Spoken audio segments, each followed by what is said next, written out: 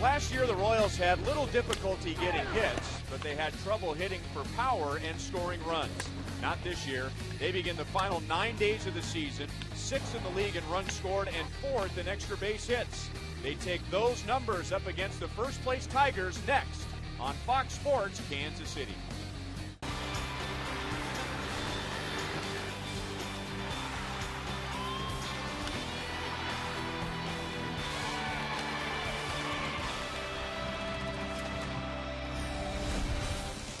After clinching the American League Central Division on Friday, the Detroit Tigers are in town for a 2-game series, taking on the Royals, who are 5-1 on this final homestand.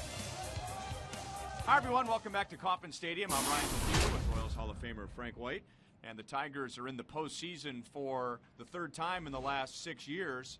This is a team the Royals could really use for inspiration. Frank, just 8 years ago, the Tigers lost 119 games. And it shows you how quickly you can turn this around with the right players. And the Royals have gone through Oakland, Seattle, the Twins, the White Sox, teams that really had nothing to play for. These 2 games against the Tigers, they're playing for home field advantage. They're playing their best players on the field tonight. And I think this is a good way to judge how well you've done in September. And before the season even started, we had a feeling that before the year was over, it would be about Hosmer and Moustakas.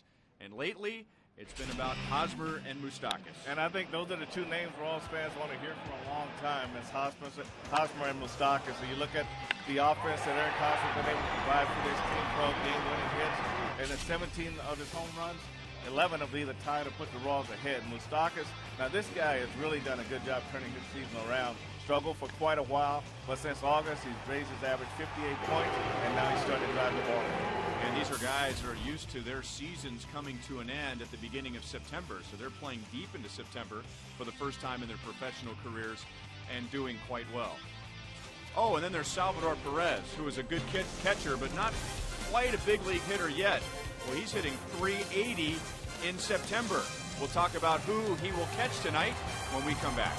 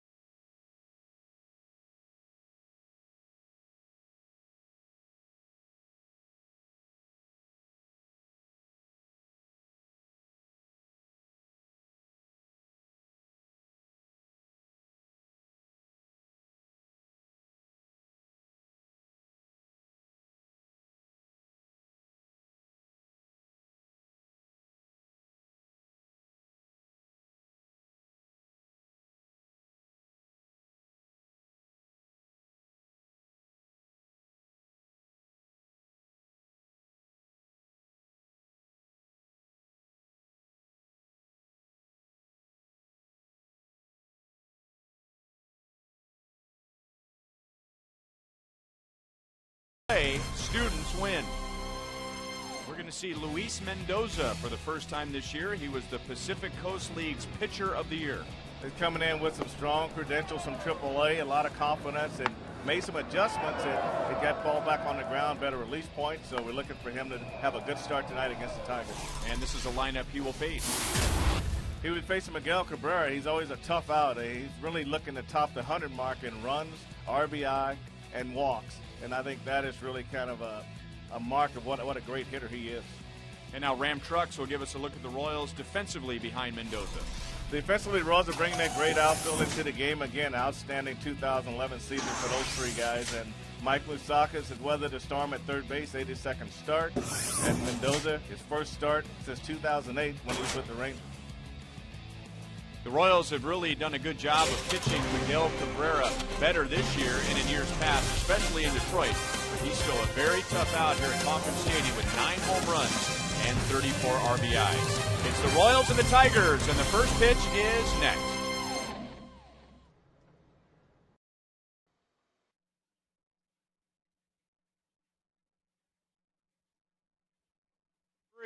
Three, two, one. Hi, Frank. Hey, Rhino, testing. 1, 2, 3. 1, 2, 3. Hi, Joel.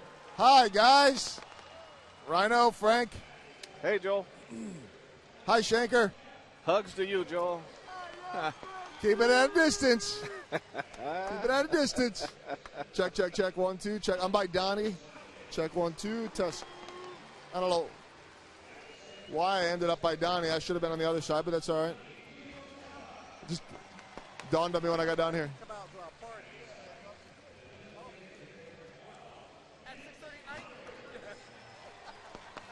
I knew Donnie would want to talk about Boulevard.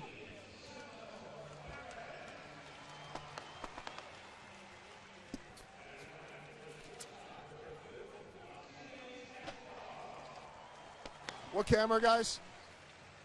It's been hard to see.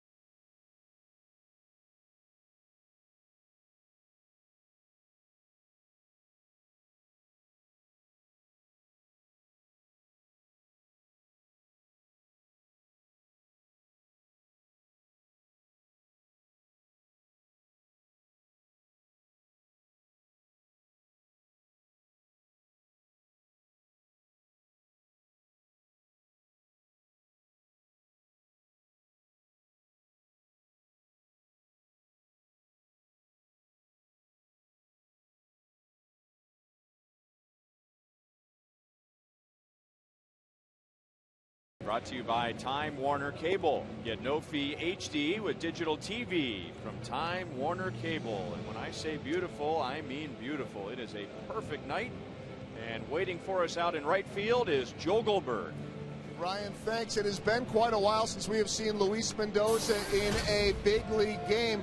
But plenty of scouting reports available because a lot of the young Royals rookies played with him at AAA Omaha, and the general consensus is this: he pounds the strike zone, ability to throw 4 pitches. He's always around the strike zone, working quick, getting outs on the first 3 pitches. Salvador Perez caught him once in AAA recently. He went 7 innings in that game, had good sink to both sides of the plate.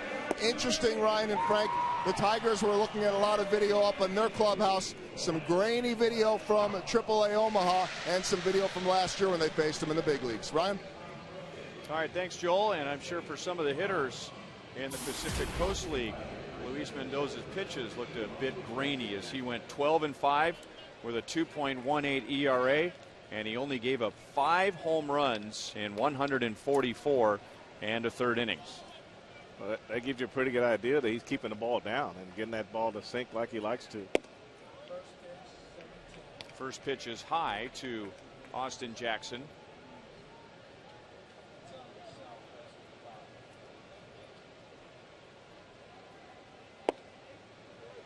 One and one. Mendoza, originally out of the Red Sox system, signed out of Mexico in 2000. 6 years later was traded to the Texas Rangers and then acquired by the Royals very early last season.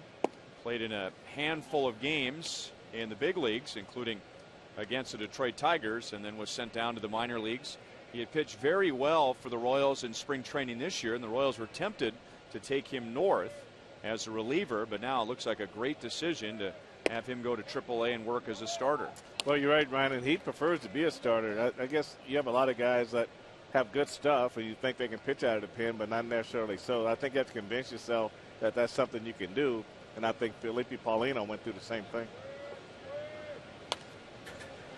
3 balls and 2 strikes to Austin Jackson.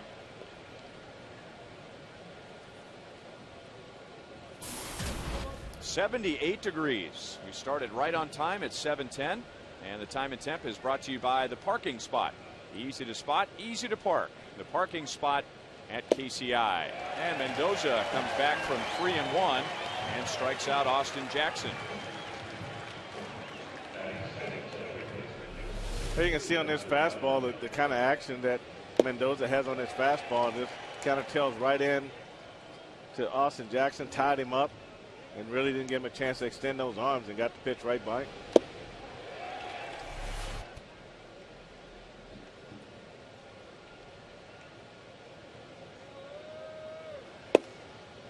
And he throws a strike to Don Kelly.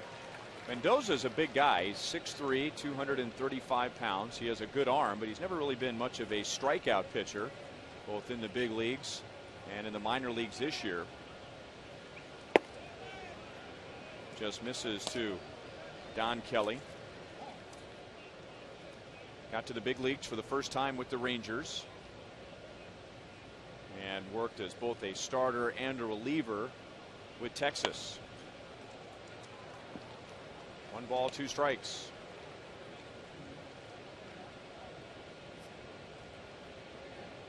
With the Royals last year, Mendoza worked in 4 games, and all those were out of the bullpen.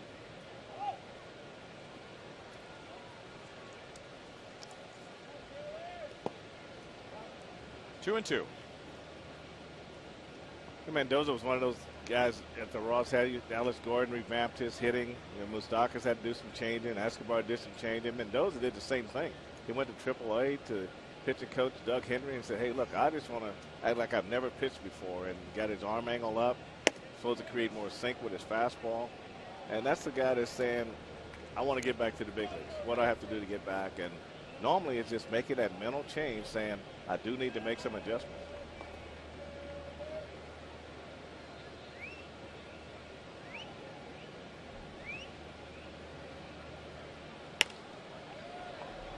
Popped up. Escobar will take care of it. So a good start, a strikeout and a pop up, 2 down. Well, not to pick on Mendoza, but there was good reason for him to start from scratch.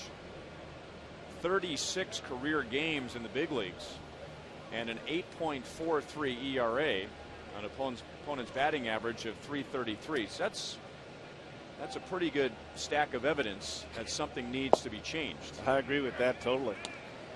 Even at this inning here, you can tell maybe he's feeling a little bit strong. He's pitching up a little bit more than he normally would want to pitch up. Right now it's okay for him, but as he settles into this game, you'd like to see him get the ball back down in the zone a little bit more and give his fastball a chance to sink. And makes a good pitch on Delman Young, who hits it to Moustakas, and it gets away from him for an error.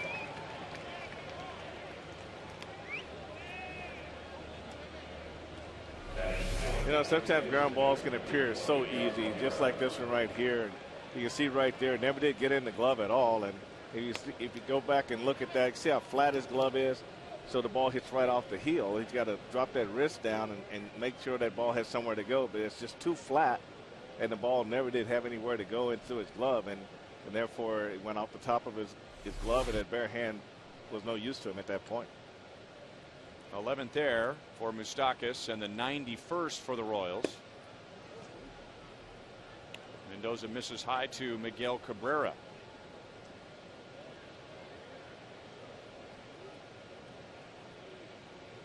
Second in the league in hitting. Cabrera at 331 to go with good power numbers. 26 home runs, 97 driven in.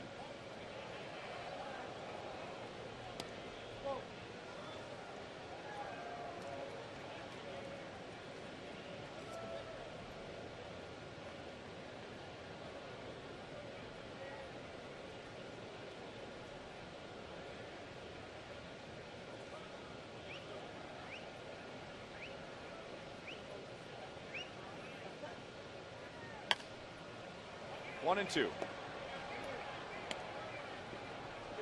Well, Ned Yost has heard all the reports, and knowing that Mendoza's had a very good year at AAA, now he's going to get a chance to see him. 2 starts. Mendoza will get 2 starts before the end of the season. See him up close against major league hitters and see if he's in the mix for next year, as the Royals clearly are looking to strengthen the starting rotation. Delman Young runs, and that's line past Escobar, and Delman Young will go first to third. So given the extra out, the Tigers have put 2 on board, and another dangerous hitter coming up. Well, Delman Young gets a pretty good jump on Mendoza in this count, but this ball that Cabrera hits, this is a fastball. He just hits a line drive over Escobar's head, and Alex really does a great job cutting this ball off and not letting it get to the wall, but that ball was hit very well. Now you can see the stretch by Alcides. He's 6'3", so he won't get many balls over his head out of line drives, but he made a great effort on that one.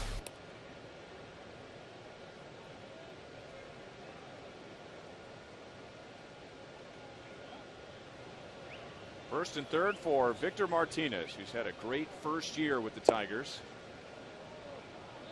mostly as the designated hitter.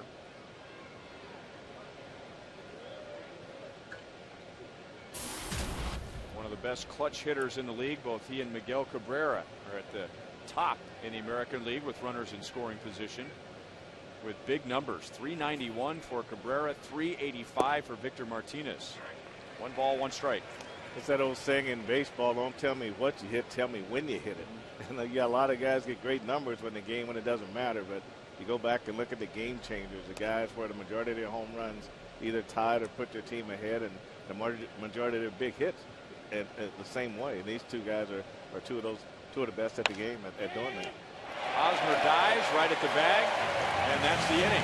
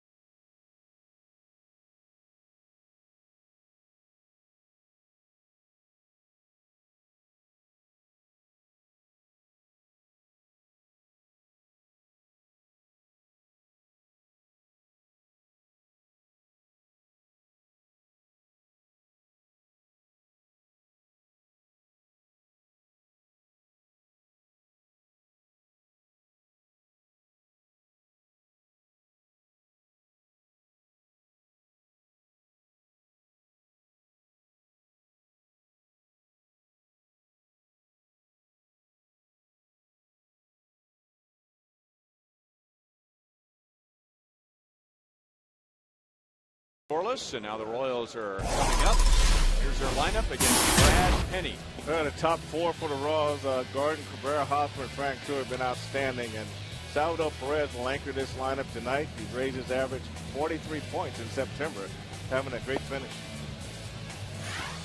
Brad Penny hoping for a great finish. He is 10-10, an ERA that is over 5, and an opponent's batting average which is over 300. He's given up 207 hits and 172 in the third innings. However, maybe his best start of the year was against the Royals. It was way back on May the 14th when he pitched 8 scoreless innings, only gave up 5 hits. He beat Jeff Francis in that game, and that was the first time all year the Royals were shut out.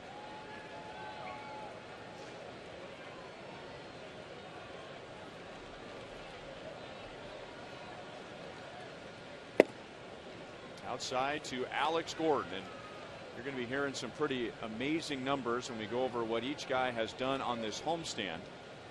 First, we'll point out the Royals are hitting .380 as a team on this homestand, and they played 6 games. It's one thing to hit .380 and you play 2 games. The Royals have played 6 games. They're averaging almost 7 runs per game, and we begin with Alex, who is hitting .400. Well, they just kind of got going at the same time, and they just fed off of each other, and it's been fun to watch this year. It's been fun to watch him grow as a player, and the adjustments he's had to make on offense, defense, and the one area he said he wanted to kind of improve on next year would be stolen bases. He wants to be a better base stealer.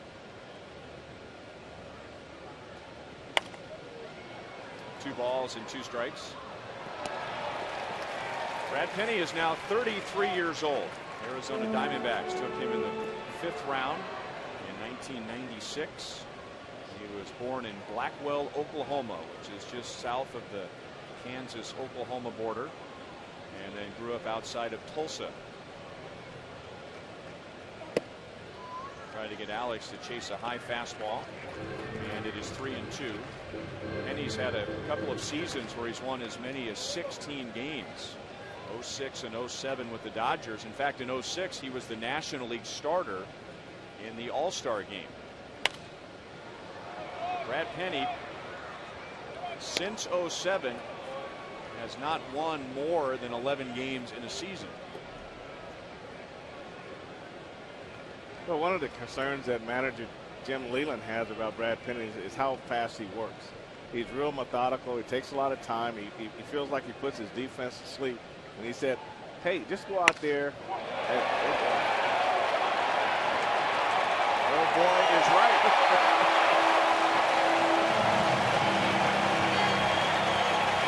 23 home runs for Alex Gordon.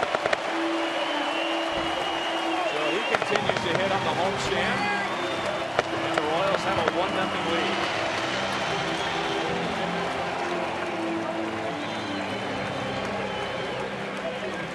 No doubt about that one. As soon as it went off the bat of Alex Gordon, you kind of knew where that one was going to end up. All you had to do was watch Austin Jackson in center field. They'll tell you that that ball is not going to come back in this ballpark.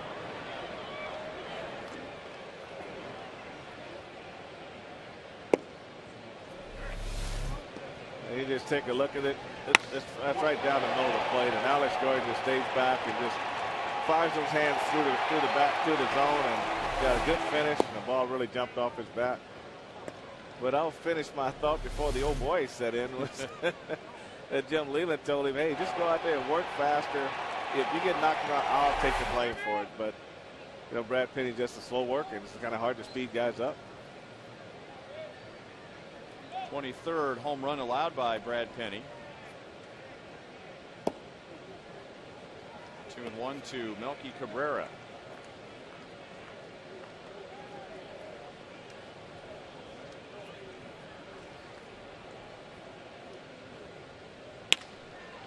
That's hit well to the right side. Cabrera gets his glove on it, but that's all. And Melky, who's been having fun with Miguel Cabrera all season. That would not have been a wise move to try for 2, but what the heck. Ram Trucks will show us the Tigers defensively tonight. Well, you look at Delman Young. He went over to the Tigers on August 15th. The Tigers are 25-8 since he joined their ball club, and Ramon Santiago only 1 error at second base.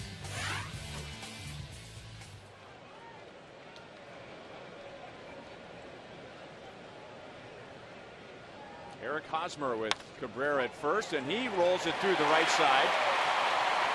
Melky will stop at second base, and the Royals open the game with 3 straight hits.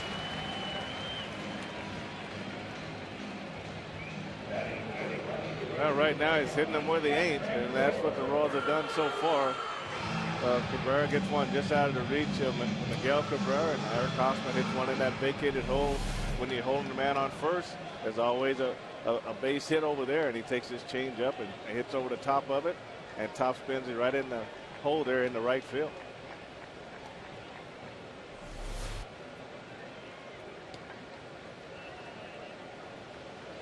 Jeff Francoeur lines it to Cabrera, who decided to tag out Hosmer rather than go to the bag. Maybe he thought there was a possibility of a triple play, but he decided to wait in that area for Hosmer to regain his balance and then tag him out, as opposed to going directly to the bag. Well, you're right about that, and part of it, he looked at second base, and when you watch Hosmer on this line drive, he goes down to duck the line drive, and that's what gets him caught right there, and he just had the good angle on him going back to make that tag going to first base. By the way, if you didn't hear earlier, Billy Butler was in the original lineup, but Billy dealing with a stomach flu. So that's why Hosmer is batting third and Francoeur is batting fourth. Several Royals moving up in the order. Mitch Meyer is the designated hitter, and Mike Moustakas will bat fifth. How about Mike Moustakas on the homestand? Talking about big numbers. 524 with 3 home runs, 7 runs scored, and 7 RBIs.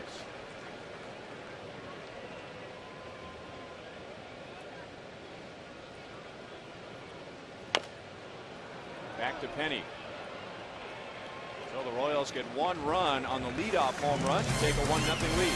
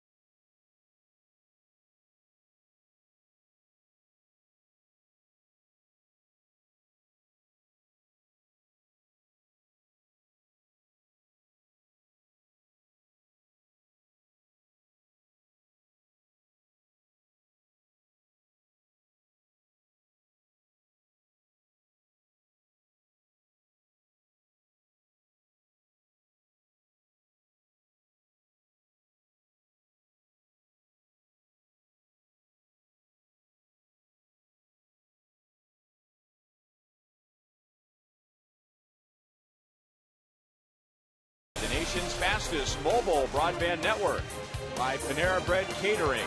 Order online at PaneraKansas.com. And by Chevy's, your Kansas City area Chevy dealers. 1-0 Royals on Alex Gordon's leadoff home run to straightaway center field. And Luis Mendoza, who worked around a 2-out error and a single.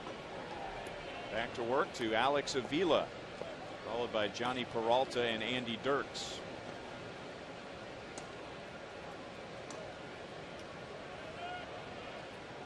Alex Avila this year the all-star starter for the American League at catcher. A .297 hitter, and he's after the first pitch, rolls it to Giavotella, And a good start to the second inning for Mendoza. Well, we hope you'll join us tomorrow for the last home game of the season. All fans will receive a 2011 team photo on one side, and on the other side, an early bird schedule for 2012. Royals and the Tigers at 7:10.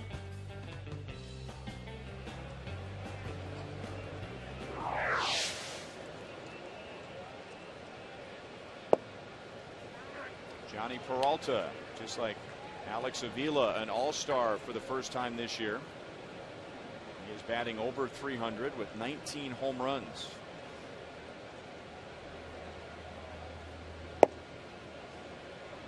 One and one.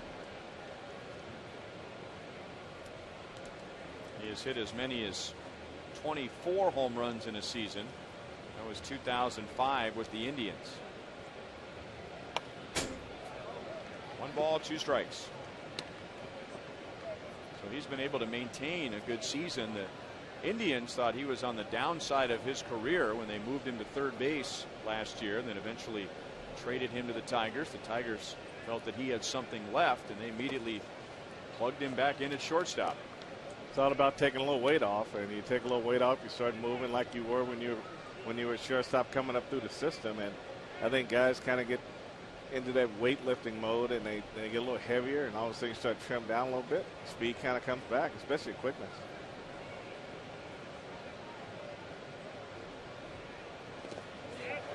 He went, and Mendoza strikes out his second.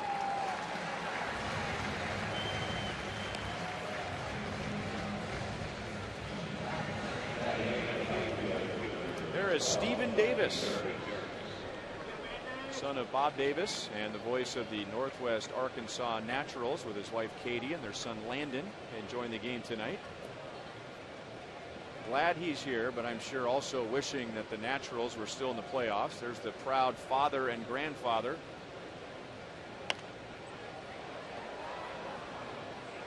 Speaking of the minor leagues, in the AAA championship game, the Omaha Storm Chasers have a 3-0 lead over Columbus. They're in the second inning. That game is being played in Albuquerque. 3 runs in the first inning for Omaha, including a 2-run triple from Lorenzo Cain. And that's the game, if Luis Mendoza is not pitching for the Royals, he's probably pitching that championship game for Omaha tonight. I just wonder, are there mixed emotions about, man, we worked so hard to win a championship, and do I balance that against pitching for my career in the major leagues? So it's got to be an emotional thing for him too, that I'm sure he's thinking about those guys down there.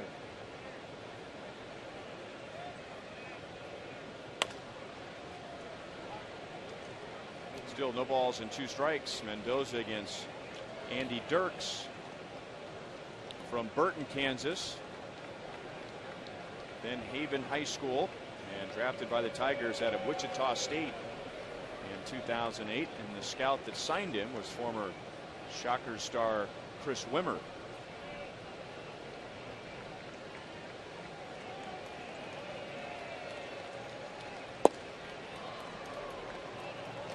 One ball, 2 strikes. Mendoza has pitched in the playoffs this year for Omaha, and he was 2-0 with a 1.29 ERA. Hello.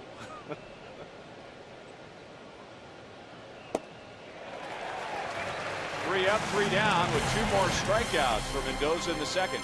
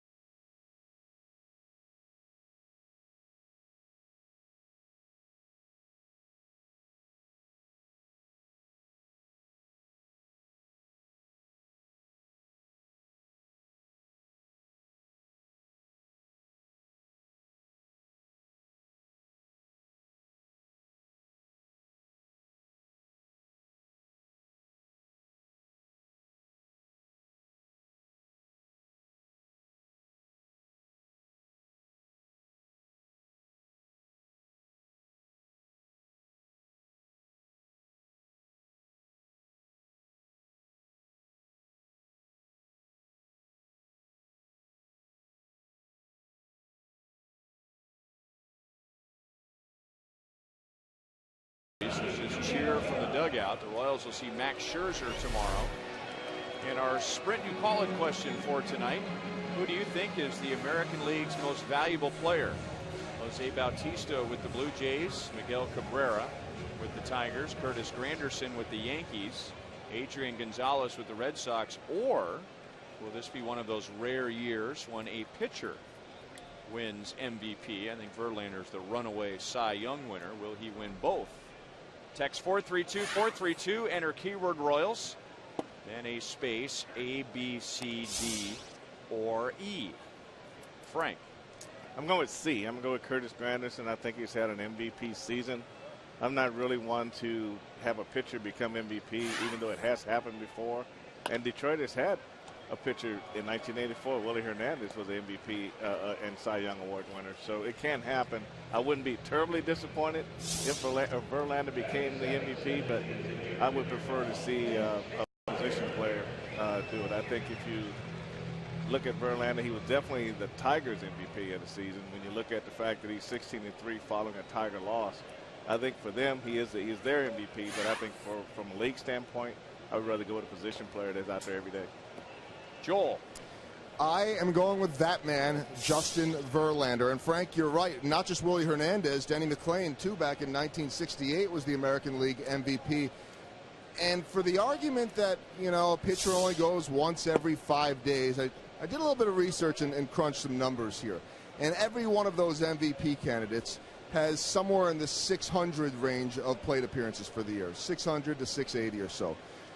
Verlander has faced 938 batters, and if you do the math, once every 5 days, those hitters all end up with about 22 plate appearances per 5 days.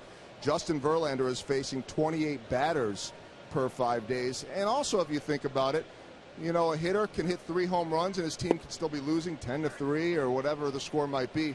But Verlander's been going deep into every one of these games. His team wins almost every time he pitches. He is giving his team a chance every single time.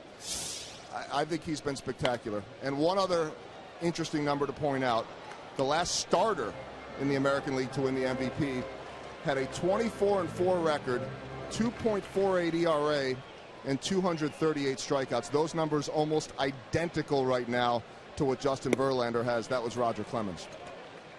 All right. Brad Penny strikes out Mitch Meyer. Some exhaustive research from Joel. Very nice, Joel. 2 down in the second inning. Well, if I had a vote, I would be tempted, and I might make him my second or third place winner, Justin Verlander. I mean, the numbers that really struck me when we last played the Tigers were a 500 team without Justin Verlander. And they were several games above 500 with him on the mound. Now they've improved that, winning 12 in a row this month, but he is that much of a difference maker that I think he is a legitimate MVP candidate. However, if I had a vote, which I don't, I would agree with Frank, and I would go with Curtis Granderson, as Salvador Perez has yet another hit in September, and specifically on this homestand. The thing I like to look at, Frank, is where would the team be, and again, this gets back to Verlander, where would the team be if this guy was not in the lineup and didn't have that type of a year? And would the Yankees still go to the playoffs? Maybe. But to do what Curtis Granderson has done for the Yankees with a hurt Alex Rodriguez at times this year, Derek Jeter was hurt for a while this year.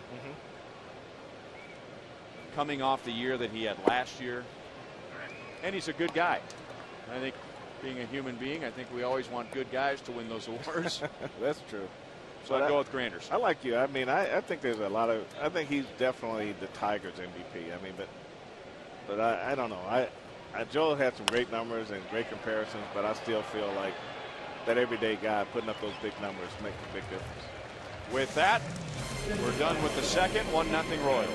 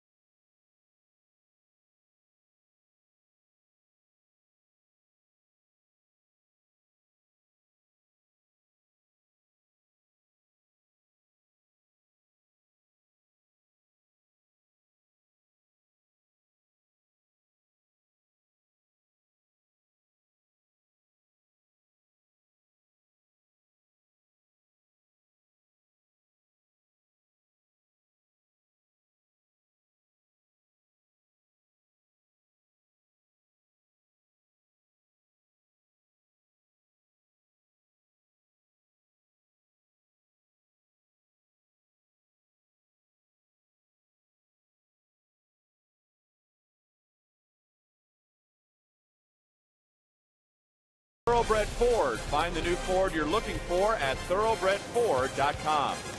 And brought to you by Moneyball, starring Brad Pitt, in theaters beginning September 23rd, rated PG-13. We had nice crowds over the weekend during the Royals-White Sox series. And a nice crowd here tonight. Second to final home game for the Royals. They will finish on the road beginning on Friday. 6 at Chicago and then 6 in Minnesota.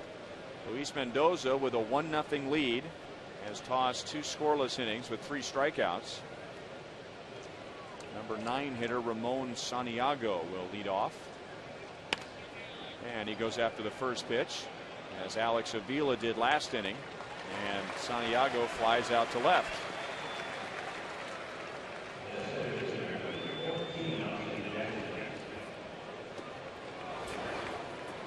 You can follow every Royals game through Game Connect on FoxSportsKansasCity.com. And as you watch the game on TV, you can join the conversation about the game on Twitter. You can track trends and stats. Game Connect at FoxSportsKansasCity.com. Austin Jackson was ahead in the count 3-1 at one point in the first inning, and Mendoza came back to strike him out. Now no balls and 2 strikes, and Jackson has done plenty of striking out this year, 168 times. Only Mark Reynolds of the Orioles has struck out more times in the American League than Austin Jackson.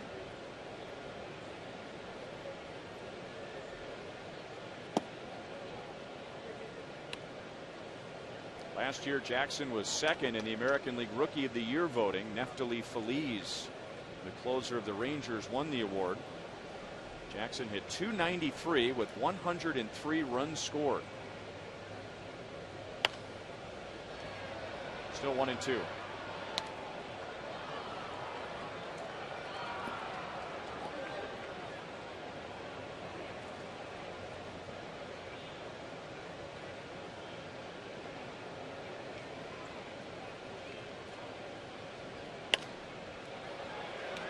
And that's out of play again. He's had some pretty severe drop-offs and runs scored and in batting average, batting at .247. So last year at this time he was hitting .300.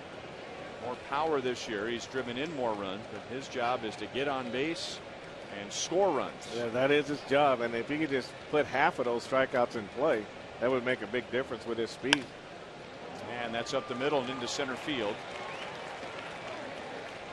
That's the kind of swing right there, Frank, that I think the Tigers would like to see more of from Austin Jackson with his speed. Just shorten up with 2 strikes, try and hit the ball hard on the ground. And I talked to manager Jim Leland about it, the Tiger manager, and he said basically just trying to get him back on the ball and keep it, like you say, keep that swing short and not have such a long swing. But, you know, he did a good job right there, just hitting the ball back through the middle. Swing was short to the ball.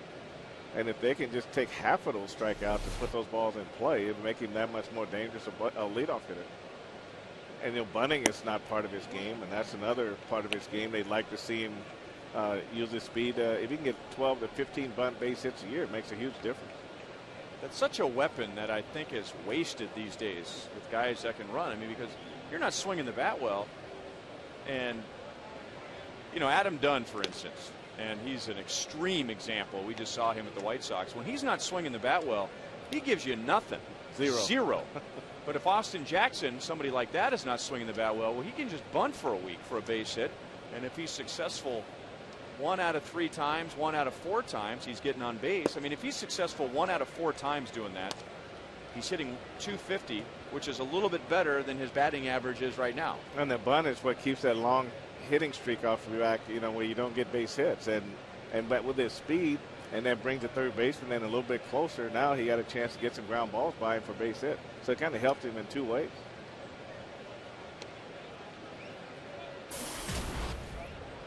"20 stolen bases, only thrown out 4 times this year." And it goes back to what you were saying. If he gets on base more, then that number could probably be 40.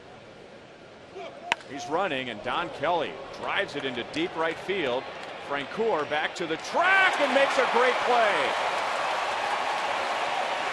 To first, almost a double play as Jackson was around second base, and Jeff Francoeur just simply outran that ball 2 away.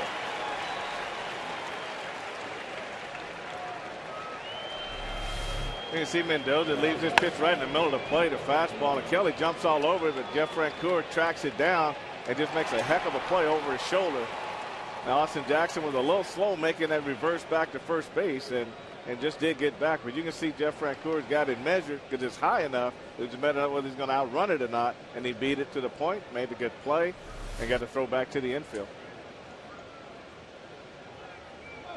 Jackson runs again, and Perez is going to throw him out. Thanks to Jeff Francoeur, the Royals still lead 1-0.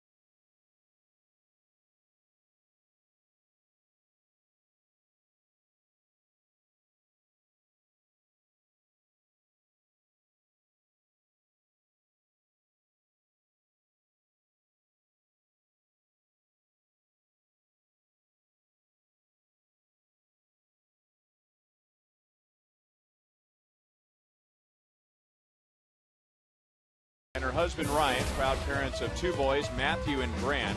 Grant was diagnosed with a type of cerebral palsy that led the Searcies to start an organization called Grant's Giving Hands. Beth knew other families dealing with this disease would benefit from their knowledge, determination, and positive outlook. They have a website, grantsgivinghands.com. They are enjoying the game tonight in the Buck O'Neil Legacy seats. Luis Mendoza is enjoying the game in the Royals dugout right now after 3 scoreless innings and a 1-0 lead. As Alex Gordon will lead off the third. He led off the first with a home run to center field. Delman Young runs to the line, crosses the line, drops the ball. No balls and 1 strike. It's an error on Delman Young. Right, what happens here, right, is you get to the ball and the ball starts to come back a little bit and puts the glove right in front of his eyes. He doesn't see the ball actually going in his glove, and it goes off the corner. See the gloves right over his eyes, but never saw the ball.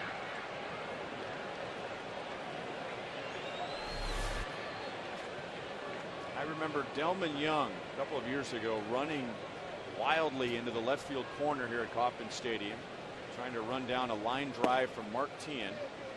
And he slid by it, and Tien hit a 3-run inside the park home run to tie the game. Remember that? I remember that.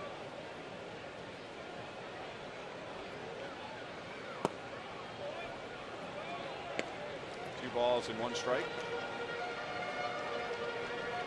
In a moment, we're going to be talking about Royals alumni fantasy camp. 3 balls and 1 strike on Alex Gordon. Tigers have clinched the division and have a huge lead, 13 games. That's the biggest lead of any division in the big leagues. Now they're fighting for home field advantage, which would mean if the season ended today, they would be facing the wild card team. Only the Yankees have a better record right now than the Tigers do. If the Yankees finish with the best record and the wild card came from the East, because of the rules, a wild card winner and the division winner cannot play each other in the first round.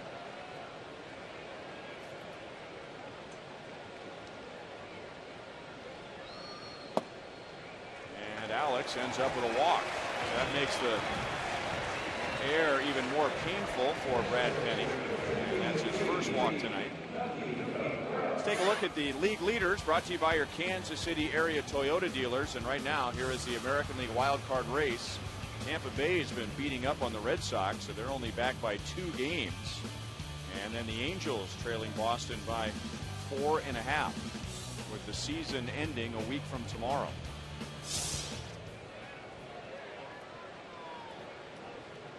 Melky Cabrera hits it back to Penny, who looks to second and will throw out Melky.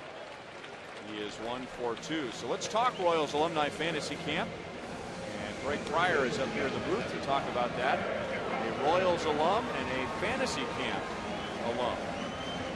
And I'm looking forward to going back January 30th to February 5th, right before the Super Bowl. And we're looking for 40 guys tonight to call in and give us their $1,000 deposit so they can go to fantasy camp. All right. That's the goal. Okay. It's outstanding. That's a big goal, but it's a fun goal. Now, there are people that, when we start getting into the fall months, October, even in November, we'll start some early Christmas shopping. And wouldn't this be a great gift for the guy who seems to have everything? He's got golf clubs, he's got a nice watch, but he doesn't have the experience of hanging out with you guys when it's freezing cold here. And all you nice ladies out there, if you want to make your husband happy at Christmas time, let him open up an envelope and tell him he's going to fantasy camp. Even the mean ladies. I mean, that'd be a good gift for them too, right? This is not after just the nice ladies. This is after they go out and buy their diamond necklace. Right. Mean ladies. Yeah, well, let's just not narrow ourselves to the nice ladies. I mean, we'll take. If you want to get rid of your husband for a week. Yeah, see. Well, it's exciting. I heard that Mike Sweeney is going to make his first fantasy camp appearance. That'll be great. Anybody that was a Mike Sweeney fan will be able to spend 5 days around him. One day around him is great. He's such a energizing guy. Right. And then last year, Balboni was there. I don't know if he's coming back. And Willie Aikens was there last year. That was great. So who knows what alumni might be there next year. But it's always been a great treat for all the guys that have come over the years. In fact, this year I think we'll have guys that have been there for 7 straight years, Frank. So, and we know who those guys are. Yeah, you usually have the same team every year. He recruits early. They work out. Wow. They work out as a team before they go to. Legally? Well, any kind of violation there, or illegal recruiting? Greg is always on the edge. Okay. I never got to manage like you did. Fantasy camp's like a World Series to me. Hosmer goes the other way. Delman Young is up with it quickly and gets it back to the infield quickly. So Eric Hosmer has 2 more hits, so closer and closer to 300. And the Royals have runners at first and third with 1 out.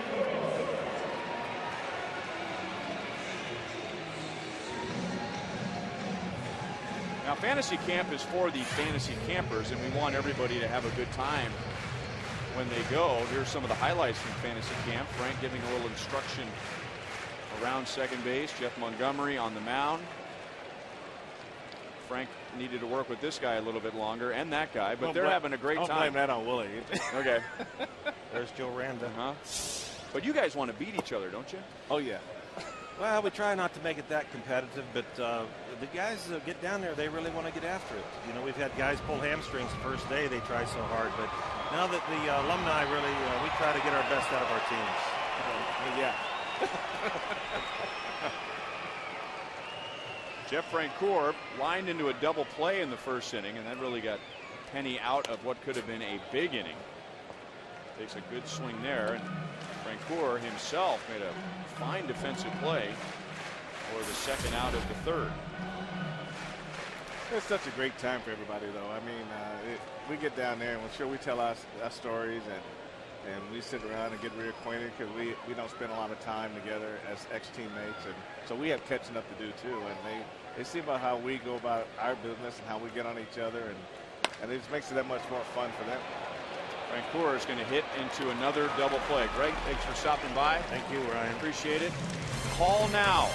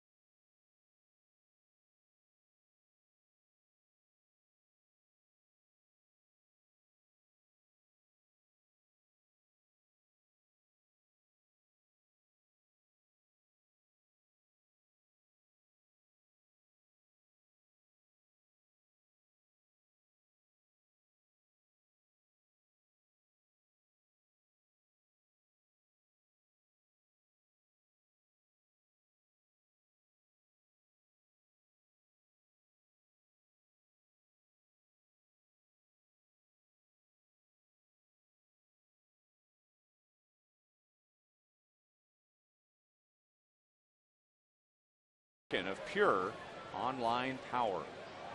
Brad Penny up to 96. Luis Mendoza at 92, but Mendoza has 3 strikeouts compared to Penny's 1. No pun intended. Curveball for a strike. Delman Young has reached on an error and he has committed an error.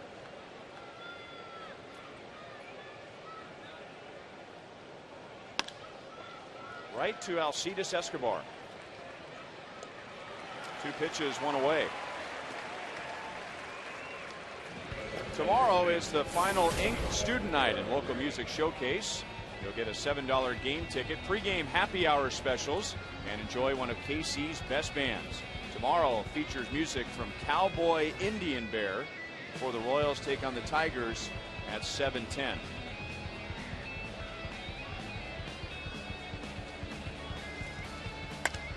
Miguel Cabrera. Right to Alcides Escobar. So 3 pitches and 2 down. Cabrera is 1 for 2. So far, so good for Luis Mendoza.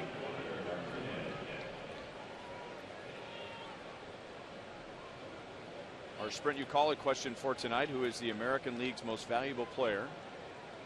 31% agreeing with Frank and me. 39% agreeing with Joel, going with Justin Verlander. They don't understand the rule yet.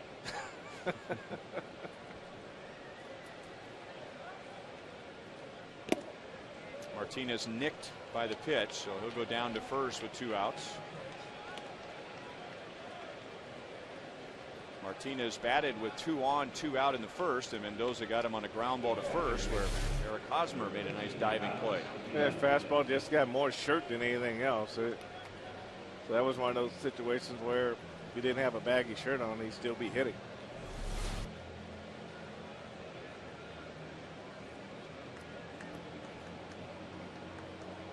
I think that would get, when he raises those arms and exposes those ribs, and that fastball hits ribs, he's not jogging down to first base. He's at the plate trying to find his breath.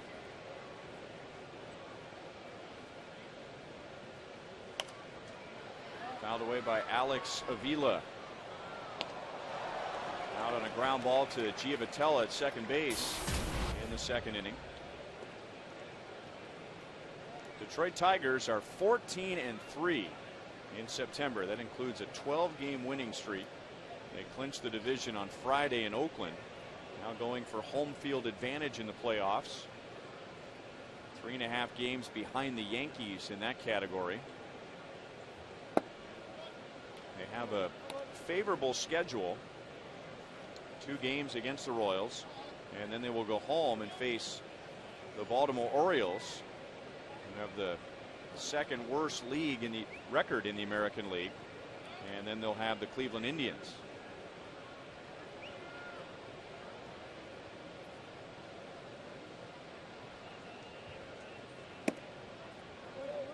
Two and one.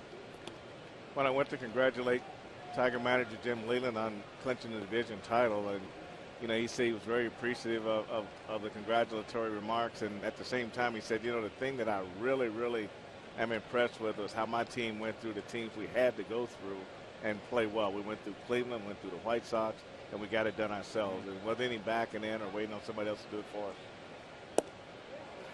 2 balls and 2 strikes. Well, it wasn't that long ago, August 30th, so about 3 weeks ago, that their lead in the division was 5 games. And they went on that great run, and now it's 13 games. Trying to avoid a late season collapse like they experienced in 2006 when the Royals went in there and swept them, and they ended up being the wild card instead of winning the division. They still got to the World Series. Nice stop by Perez. And then in 2009 they had a late season collapse. They ended up tying Minnesota for the division lead, had to go to Minnesota for a 1-game playoff, which they lost. But no late season collapse this year. Not this year, and I think winning a division is much, much tougher than winning the playoffs and World Series, because you have to go through so much to get it done. And you see his post-game interviews, he was emotional, tears was coming out of his eyes, and I think a lot of that is just that grind of getting to that point where you won the division, but at the same time, you're really happy for your players because they're in the playoffs and have a chance to do what they put their uniform on for, and that's to win a championship.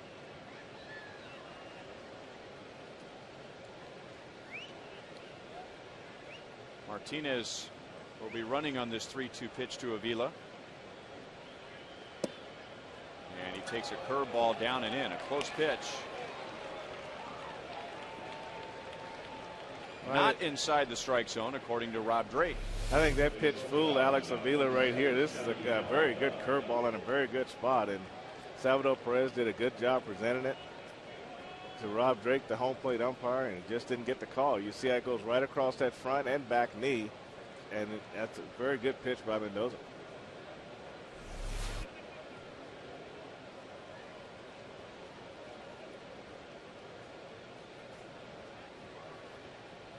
So Mendoza got 2 outs on 3 pitches, but he has hit Victor Martinez and walked Alex Avila. Now we'll get Johnny Peralta.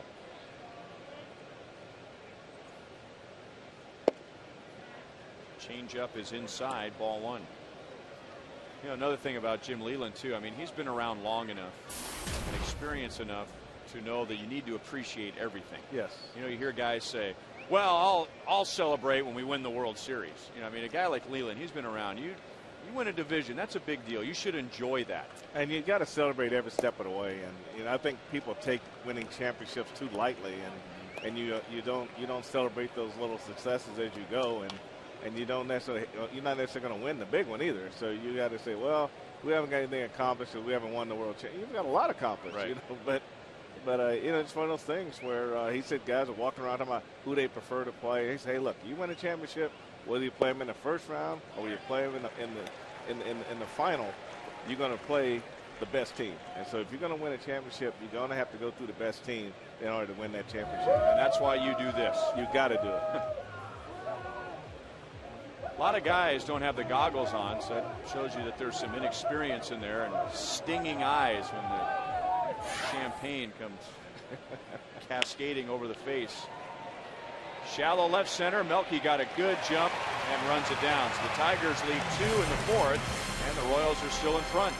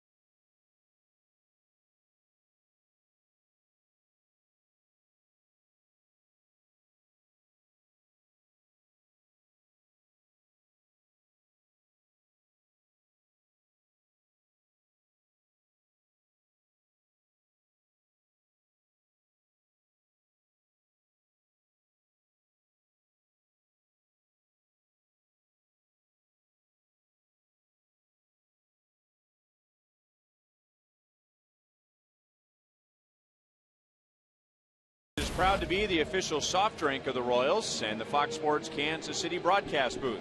Look for Pepsi Max at your neighborhood Hy-Vee food store. Pepsi Max, 0 calories, maximum Pepsi taste. It will not turn your hair blue.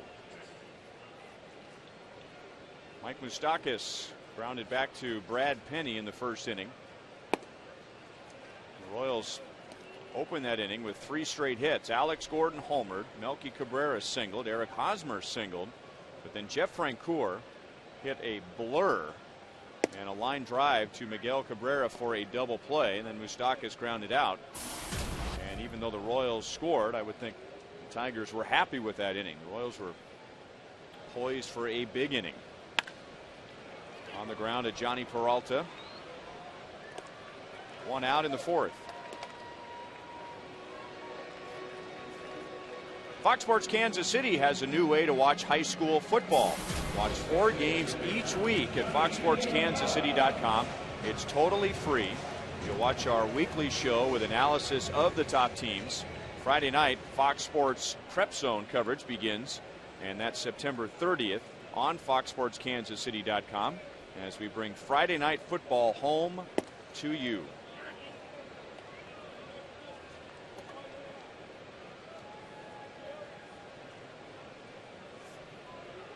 Johnny Giavotella grounded out to third baseman Don Kelly in the second inning.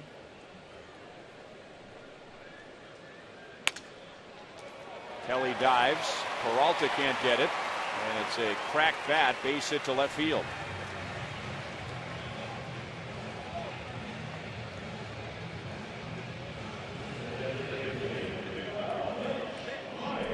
This is what you call a C&I base hit here. It's away from him. He breaks his bat on it and just gets it by Kelly at third base. And this is what you call when you're playing in like this, then you always have a chance to get a ball by a third baseman. And we go back to what we talked about with Austin Jackson, just the idea that you might bunt and your speed, bring that guy in, cut those angles down and get more base hits. I don't know if it's true or not, but it's been believed for a long time that when the infield is in, you are adding 100 points to the hitter's average. If he waits to get his pitch, you probably are. I mean, there's a right there. There's a broken bad base hit. If Kelly is playing back, he cuts that balls off. And, yeah. But you almost have to believe that the guy will bunt in order for you to shorten up your defense at third base. Mitch Myers struck out in the second inning. That is Brad Penny's only strikeout. 2-0. Let's bring in Joe Goldberg. Ryan, we could probably debate what the best pitching performance of the year was, and Mitch isn't going to get that, but it might be the most memorable. Remember, he pitched back in Boston July 26th of this season, coming in for 1 inning of scoreless relief, and there was all that memorabilia from that day, and they collected it, and they framed it for him, and they presented it to him today, a big framed poster that he'll be able to hang in his house. It has the broken bat, the shattered bat of Jason Varitek. It's got a picture. It's got the baseball. It's got the signed lineup card. And here's a quick little shot of it. Look at the edges around the broken bat, too. So they did a nice job with that. It's got the information. And so Mitch showing that off today. And, he was asked, was your back foot on the rubber? To which Mike Moustakas, who was sitting off to the left, said, his whole body was on the rubber when he was pitching. He was just out there playing catch. Mitch saying that day, I was freaked out, but now he's got a nice piece of memorabilia for his 1 pitching outing of the year.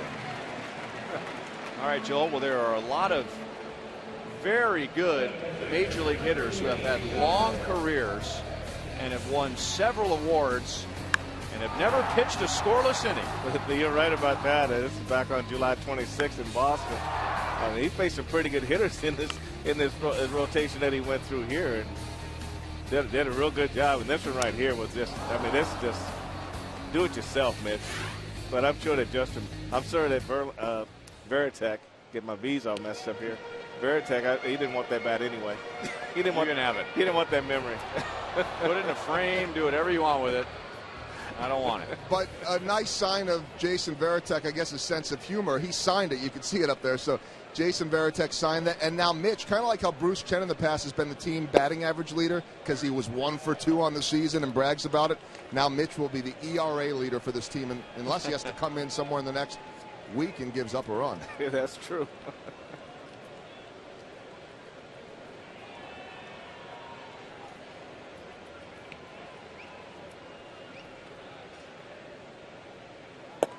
Two balls and 1 strike to Salvador Perez, batting with 2 on and 1 out. Perez better than .450 on this homestand with a second inning single, and hitting better than .380 in the month of September.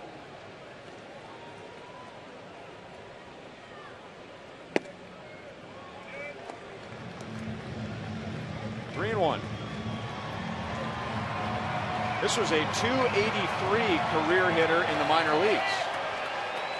And it's just 119 at-bats, but still he's hitting .328. I think the fastball up out over the plate has been the one that's impressed me more. That's the one that he's really trying to drive into right field. And he drives this into left field.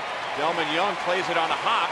Giavotella comes to the plate. The throw is offline. Salvador Perez again. And the Royals lead 2-0.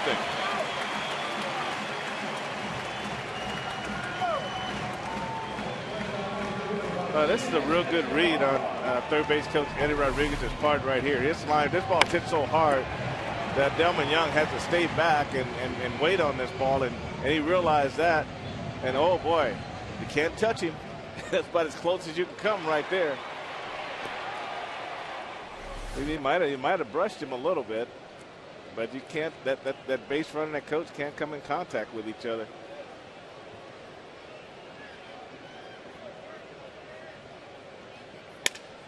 And now broken bat, and that's going to drop into left field. And again, they're going to challenge Delman Young. Mitch Meyer got around the tag. 3-0 Royals in the 4th.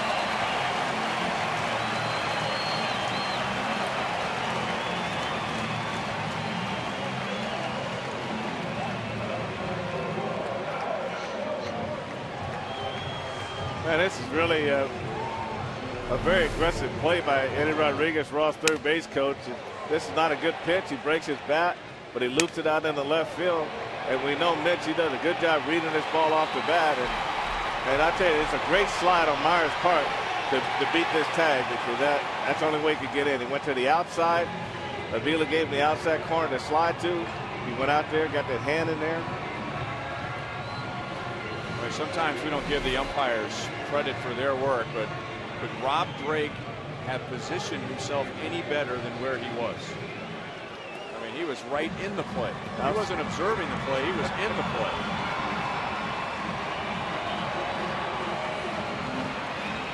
I think that play right there, you have to give Meyer a lot of credit right there. I mean, he did a great job just reading that ball off the bat, and he was off and running, and he made Eddie Rodriguez's job at third base coach a lot easier when he got that good break off the bat.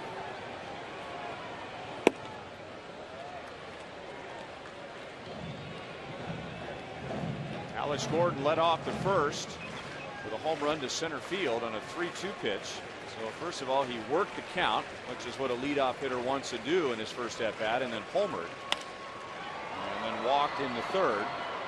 Delman Young, who has dropped an Alex Gordon fly ball tonight, makes the catch. When Alex walked in the third inning, Delman Young dropped a foul ball, and then eventually Alex walked. So 2 down. Let's take a look at third base coach Eddie Rodriguez. You see how far up the line. He should have probably been deeper in making this wave home, because that makes Giavotella cut a little bit shorter than it should be, and that's why he made that adjustment for Meyer. He went deeper into the grass, and it gives a base runner a chance to make that turn unencumbered. Now Melky into center field. Salvador Perez is coming to the plate. Jackson plays it to third, and the Tigers do not get Escobar. So another run scores. Melky Cabrera has his second hit, and the Royals have a 4-0 lead in the 4th.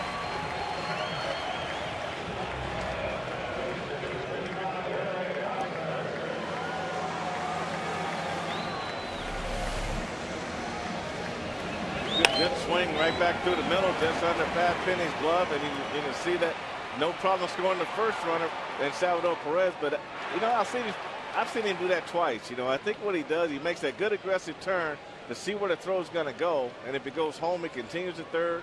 But he's been able to stop and get back to second base, and he takes the throw away from the runner scoring at home plate. 0-1 to Eric Hosmer, and now this could get really ugly for Brad Penny and the Tigers with Hosmer up there. He has 2 singles. Jim Leland has got 1 foot on the top step. He has the left-hander Dwayne Below throwing in the bullpen. And Hosmer goes the other way and deep. Back goes Delman Young. Gone!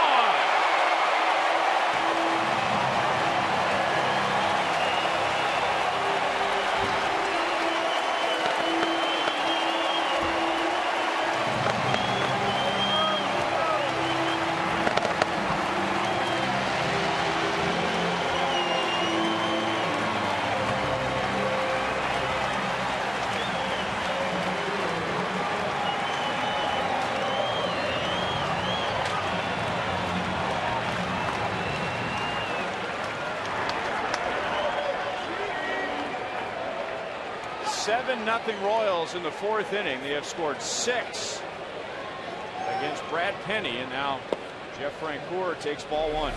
Well, this is the swing you're going to see a lot of. I mean, this is a hanging breaking ball, and he doesn't try to pull it. He keeps those hands back, stays back, and drives this ball over the left field wall. I mean, this is just great power from Eric Hosmer, but he always starts with a good swing. He's got a very good swing. Now Francoeur breaks his bat in half. And that puts an end to a 6-run inning. The Royals bat 9. And at the end of 4, leads 7-0.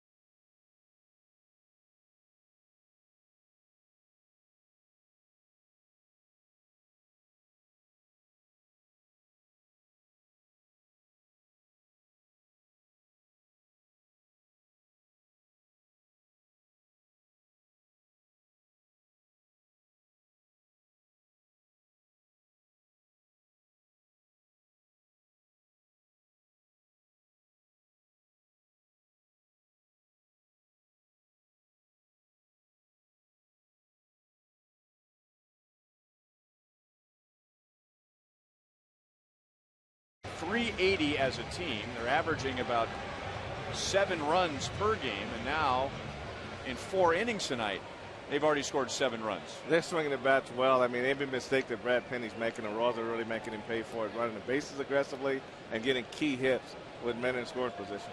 And not lost in all this is the work on the mound for Luis Mendoza. 4 scoreless innings, allowing only 2 hits. Both of those are singles. 1 walk, 3 strikeouts. Facing the former Wichita State Shocker Andy Dirks. And Dirks struck out in the 2nd inning against Mendoza.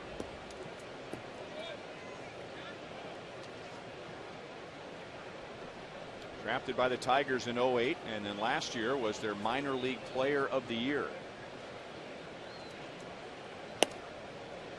1 ball, 2 strikes.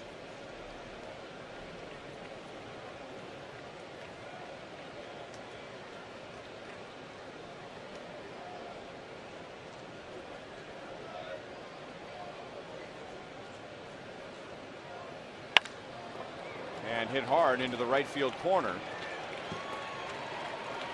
And the Tigers will have a runner at second base with nobody out. That's their first extra base hit.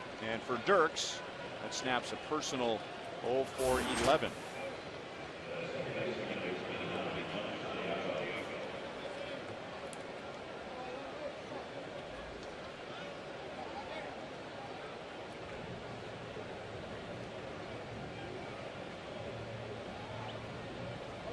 Coming up in 3 days, the movie Moneyball.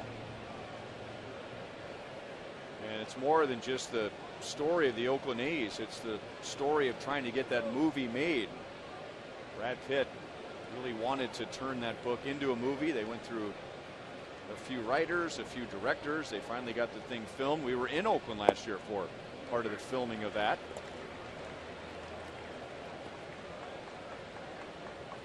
That's a lot that goes into making a movie. A lot of people, a lot of trucks, a lot of cable. It was just amazing. People were everywhere. They would film until, what, about 2 o'clock, 3 o'clock in the afternoon and shut it down for the day. Santiago to Hosmer. Hosmer to Mendoza for the first out. Santiago is 0 for 2. Dirks moves up to third. Art Howe never realized he looked like Philip Seymour Hoffman.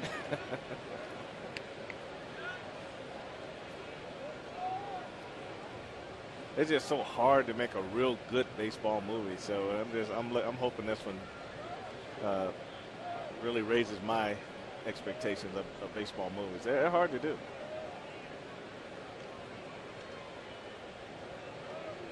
Austin Jackson is singled and struck out.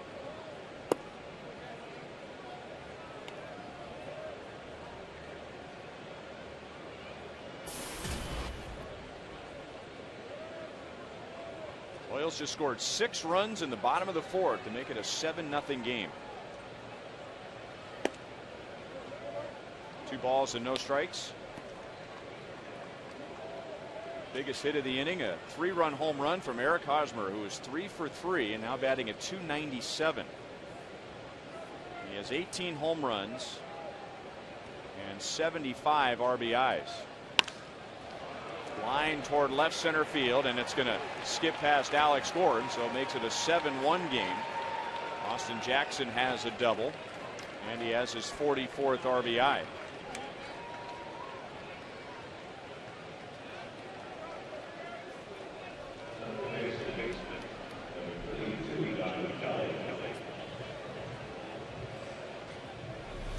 I think the one thing that Luis Mendoza right here, the breaking ball, it stays up and just goes right into, backs right up into Austin Jackson's swing, and he really does a good job of just getting through it. But you kind of want that breaking ball to get to the opposite side, and you can see it gets by Alex in left center field, which made that double real easy. But with the lead that he has, he can relax. He doesn't feel like he got to be perfect on every pitch and get himself through this ball game.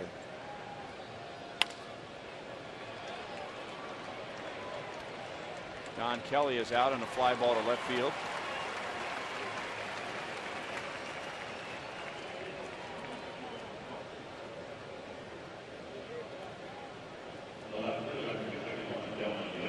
You know, Mendoza wasn't purely a starter in AAA. Pitching for Omaha, 33 appearances, 18 of those were starts, so he pitched quite a bit in the bullpen as well, and almost made the Royals out of spring training as a reliever, implementing those changes that he made with pitching coach Doug Henry.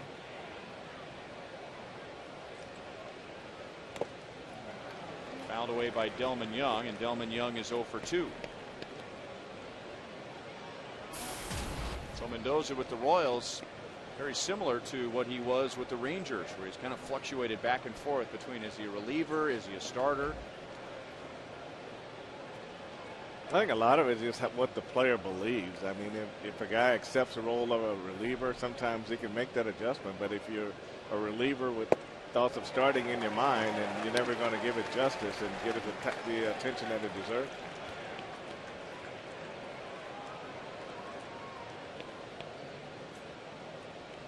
Been a tough night for Delman Young. He is 0 for 2. He has committed an error, and the Royals have been running on him in the outfield. Twice he's had an opportunity to throw at a runner at the plate and was unable to do so. Able to hold his swing. Bruce Dreckman on appeal. The first base umpire says no swing. 1 ball and 2 strikes. And one thing about Delman Young, he's always been known to have a strong throwing arm, but when you get into the outfield, it's all about your footwork. It's how fast you get to the ball, how fast you release the ball. And Delman Young tonight has been a little more cautious on the balls that have been hit that way and haven't been able to get through them quite as well. And you got to have sure hands. And if you're not quite sure of your hands, then you're going to hold back just a little bit, and that makes it enough of a difference to take something off your throw to the bases you're throwing to.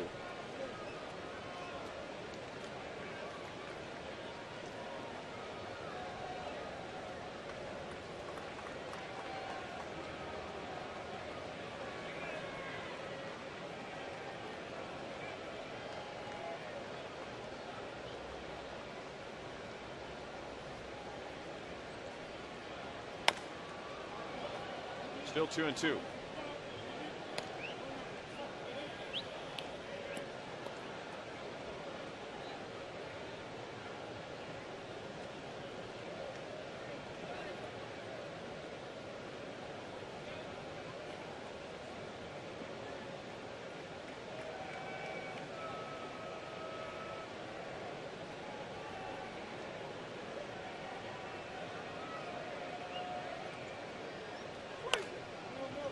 Another foul ball.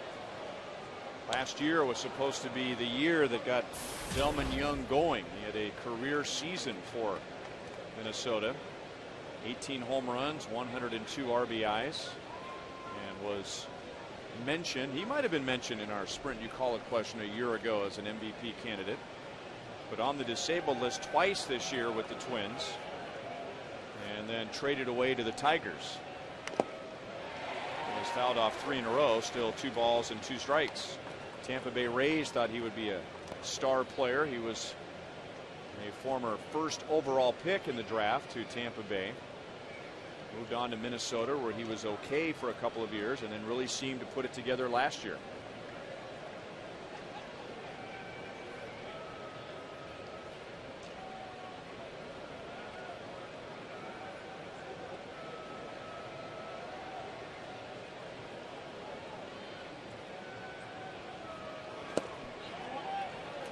Again, no swing, and it's 3-2. You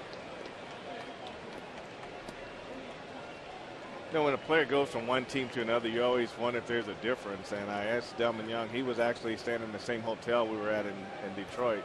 And I said, what's the difference between Minnesota this year and being with the Tigers? He said the biggest difference he saw with the Tigers is that everybody had their money. And it was about going out and just playing the game. And he said sometimes you get caught up with teams, everybody's talking about money and contracts and things like that. But with the Tigers, everybody seemed to be set financially with their contracts, and everybody just tuck him in every day and say, hey, let's go play baseball.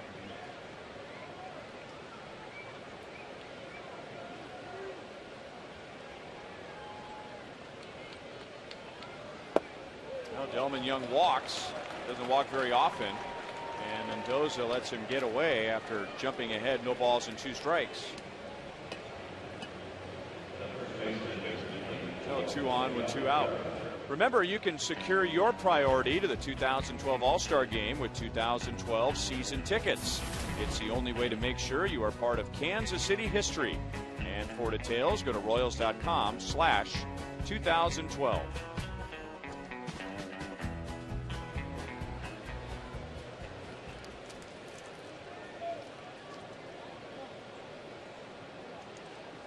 So a good matchup here, and an important matchup here. Mendoza and Miguel Cabrera in a 6-run game. Pulled to third. Moustakas thought about running to third, throws to Hosmer, and the Tigers get just 1 in the 5th inning.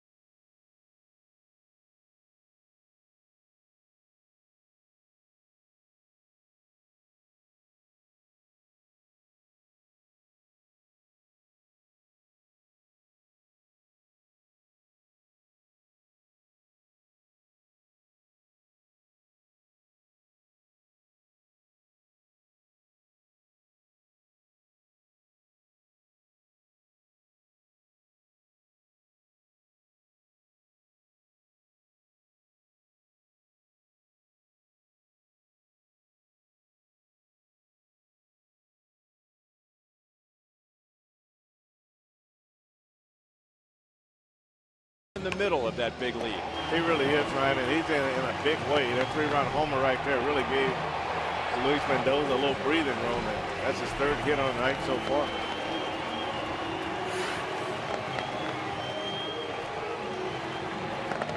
That leads us to our AT&T trivia question for tonight. Eric Hosmer right now has an on-base plus slugging of .813. Who has the highest in the majors by a player 21 years of age or younger since 1980?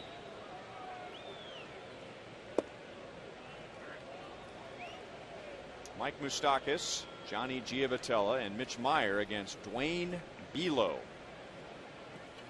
Brad Penny gives up 7 runs in 4 innings, 6 of those in the bottom of the 4th. And it is Dwayne Belo, a rookie lefty for the Tigers. And that's chopped to third for Don Kelly. Moustakas is 0 for 3.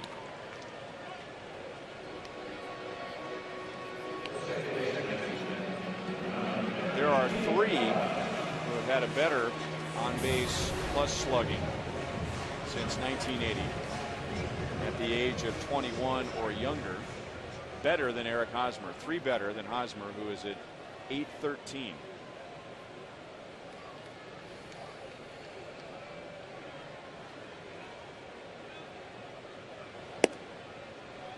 Ball 1-2, Johnny Giavotella.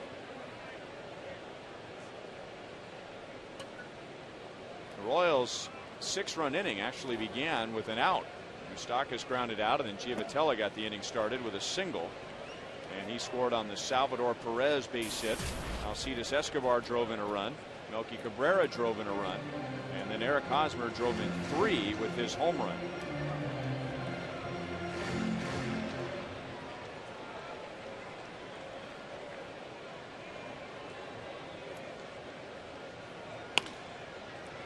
Don Kelly again. 2 down. Want to take a shot at it? I have no idea. Albert Pujols,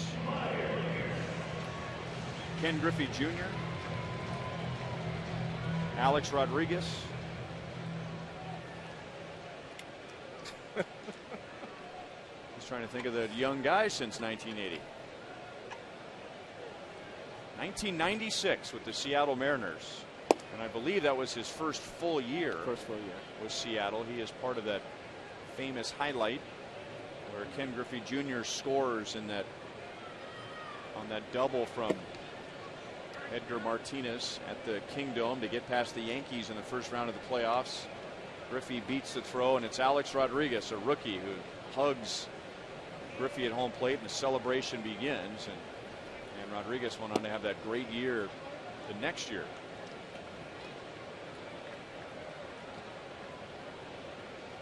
Ken Griffey Jr., we said there are 3 that have had better numbers than Eric Hosmer since 1980. Well, actually, there are 2, because Alex Rodriguez and then Ken Griffey Jr. did it twice.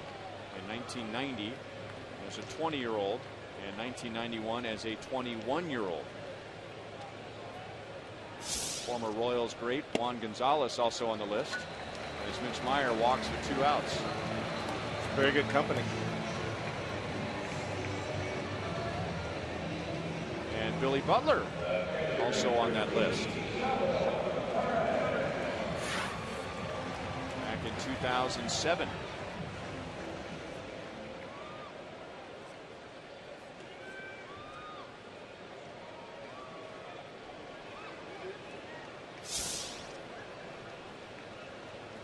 Salvador Perez, 2 out of 2.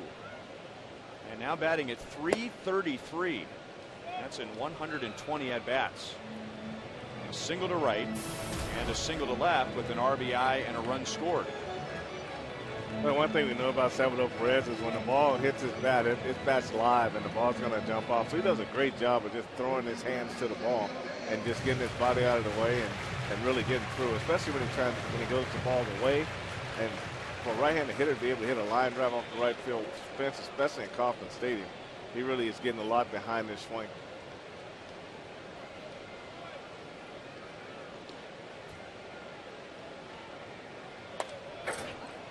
ball, 1 strike, and he has done more than just swing the bat. Yeah, it's a great job of hitting this ball to right field. That's his first hit right here, and this is throwing out Austin Jackson, trying to steal second base. And this is a big hit right here, line drive in the 4th, and this is scored Giapatella. And he got a whole lot of excitement in his body. He's a very emotional player. I really like that about him too as a catcher. He is hitting .500 on this homestand. 22 at bats, 11 hits. Playing exceptionally well with his mom here in town. The Royals might want to go back to that program where they buy houses for the players, but maybe in this case buy houses for the moms. I remember that program. I think that program was in an attempt to get some of the players to stay here in the off season and be more active in the community.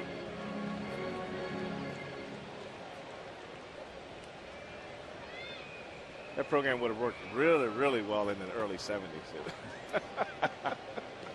Wasn't quite around yet then, Frank. You'd have signed up for that, wouldn't you? Oh boy, we had to work in the off season back in those days. Came up and hit Perez, so it's a foul ball.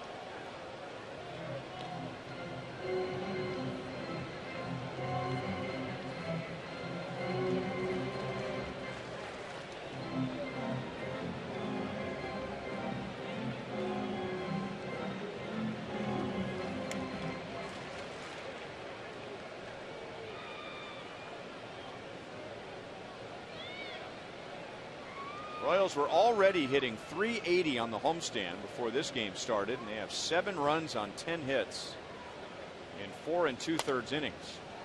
Fouled away again by Perez. And you really can't overlook the work of the starting pitchers.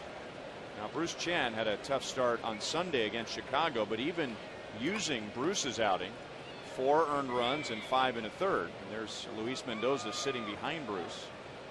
Royal starters on this homestand have pitched 54 1/3 innings and have given up 15 earned runs. So an ERA under 2.5. So the perfect combination of good starting pitching, excellent offense. And there you go. The Royals are 5-1 on the homestand and on their way to being 6-1.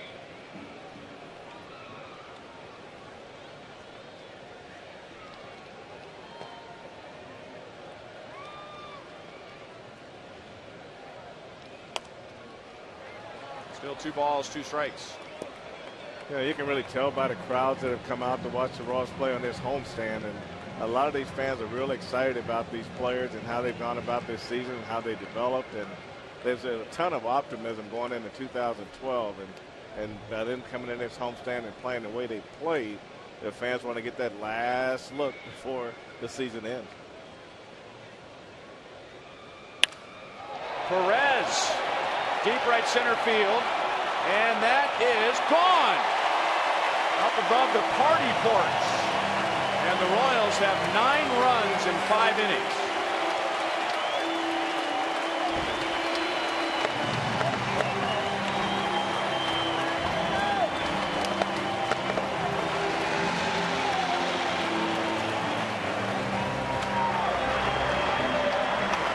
That's what I was talking about with Salvador Perez, how he stays back and just throws his hands through the ball, and that allows him to be able to drive that ball to the opposite way. And I mean, this is a big ton. It's a ton of a hit by Perez on this fastball up and away.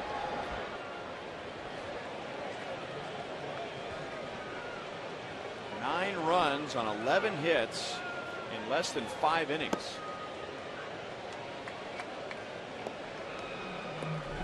Hey, watch how his body just stays back. I mean, this is just, I mean, his hand just flies through the zone. This pitch is up. When that front foot hits, I mean, he just gets through this ball, and he drives this ball into right center field. That's not an easy poke for a right-handed hitter in this ballpark. We saw signs of that early in this homestand when he hit line drive off the right field fence, but he just stands back, getting his body out of the way, and letting his hands fire through the zone, and the ball jumping off his bat.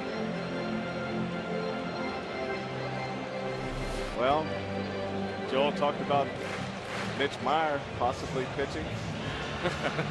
Being September, there's probably not a chance. He's probably got enough guys to go out there, but it'd be interesting if this game gets to the point where, okay, Mitch, let's try it again.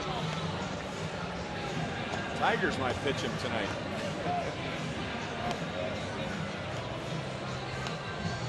think more than any other manager in the major leagues, Jim Leyland will make that first trip to the mound as either for encouragement or a kick in the rear end. And this inning began with 2 outs and nobody on. Meyer walked, Perez hit the home run, and now it's 2-0 on Alcides Escobar. Into right field, Andy Dirks is there, and that's the inning. 2 more for the Royals and an 8-run lead to the 6th inning.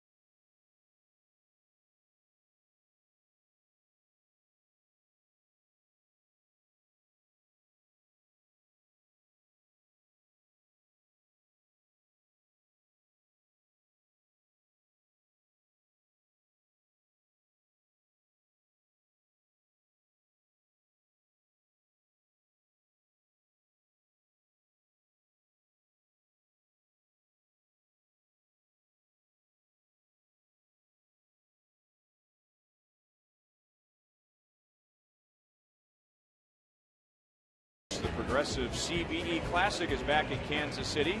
So going out to Sprint Center in November to see Mizzou take on Notre Dame, Cal, and Georgia. It all starts on November 21st, followed by the championship doubleheader on the 22nd.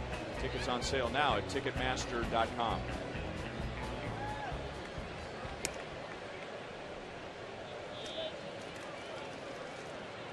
Victor Martinez, Alex Avila, Johnny Peralta coming up in the 6th inning, and Luis Mendoza in his season debut has allowed 1 run in 5 innings. And the biggest out for him so far was getting Miguel Cabrera on a ground out to third base in the 3rd inning. The Royals had 7-1 at that point. 2 on, 2 out, and 1 mistake makes it a 7-4 game, but he got Cabrera. And then the Royals added 2 more in the bottom of the 5th.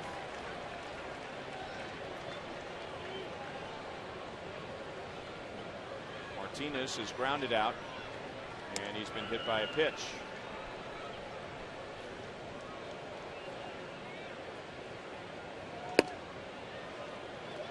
One and 2.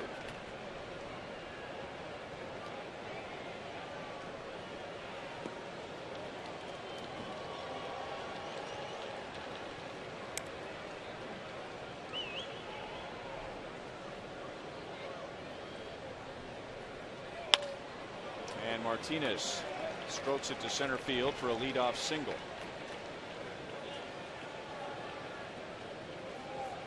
Tonight's copyrighted telecast is presented by authority of the Kansas City Royals and may not be reproduced or retransmitted in any form, and the accounts and descriptions of this game may not be disseminated without the express written consent of the Kansas City Royals Baseball Corporation.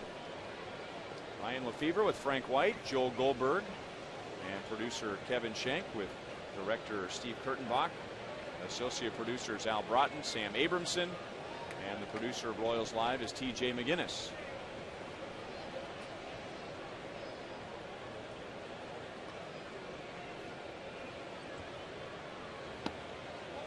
Down and away to Alex Avila, who was grounded out and walked.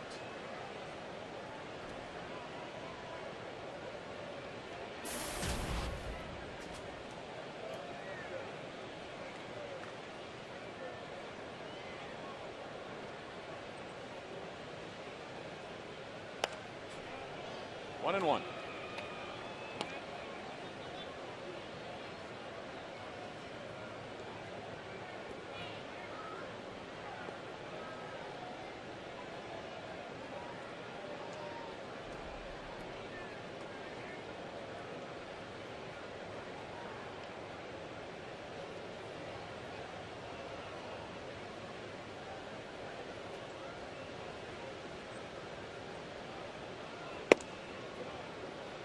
Two balls and one strike.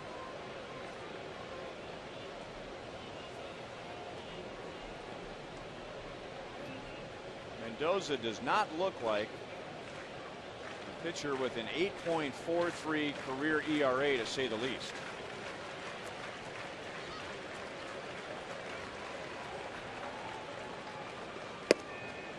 Three balls and one strike.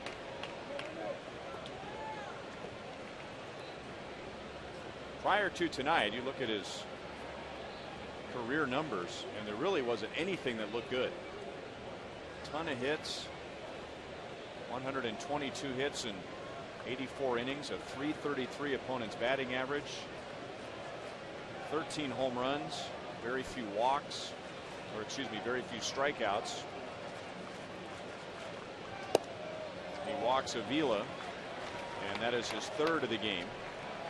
Put two on with nobody out.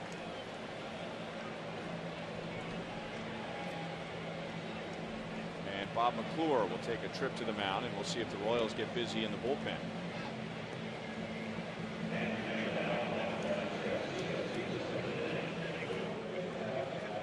And while they talk it over, we remind you that you could be part of Kansas City's 2012 All-Star team. Register now to be considered for the many 2012 All-Star Summer and All-Star Fan Fest volunteer opportunities. Apply to be a Kansas City All-Star now at allstargame.com.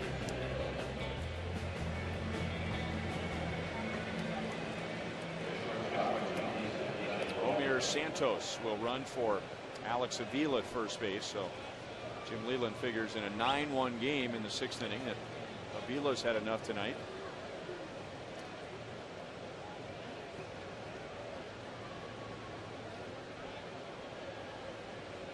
Two on for Johnny Peralta, who is 0 for 2 so far against Mendoza. It's a tough balance, I think, for any manager where you know you're going to the playoffs and you still have several games to play, and trying to find the right balance between keeping your guys sharp but also taking advantage of the opportunity to rest some of your players. Well, that's true. That's one of the disadvantages of clinching early, is that you have to really work on that. You want to make sure everybody's healthy going in, the pitching lines up right, but that home field advantage is huge, and just being able to get the guys motivated every day to go out and play for that, it gives them something to play for. Normally you clinch early, just hanging around waiting for the thing to start, but they are playing for home field advantage. So just Jim Leland being able to keep them focused in direction, it's not an easy thing to do. Grounded to Moustakas. Out at second base. Low throw. Hosmer on defense contributes, so he's already had a full game. 3 RBIs, 3 hits, and saves a low throw, and the Royals turn to double play. This brought Jam Peralta. I'm really surprised they turned this double play. Moose took a little long getting rid of the ball. Johnny J. Patella throwing off the wrong foot, and Johnny Peralta probably not going down the line as hard as he probably should have on this double play.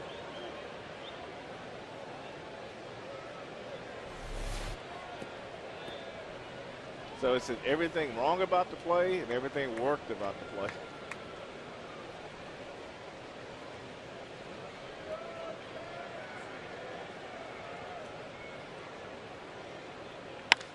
Andy Dirks lines it to right, and that's the inning. So 2 on, nobody out. The Tigers come up empty.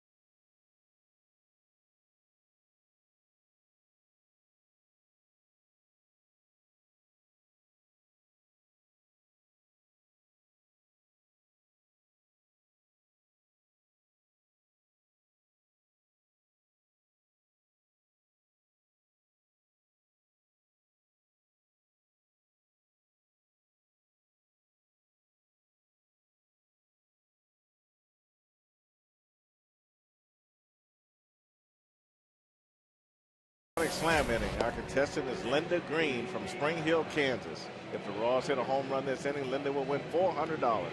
If the Royals hit a grand slam out of the park, Linda will win $25 grand from Sonic and the Kansas City Royals.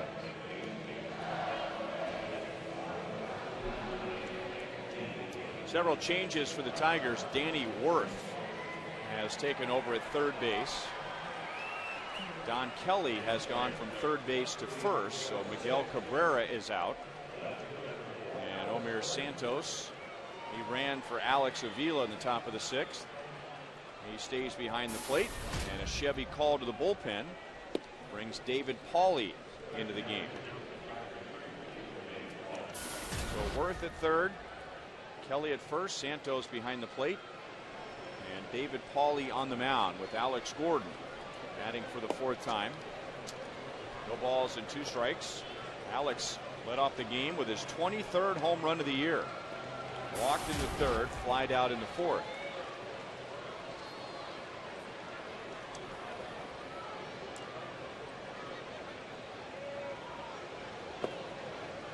One ball and 2 strikes.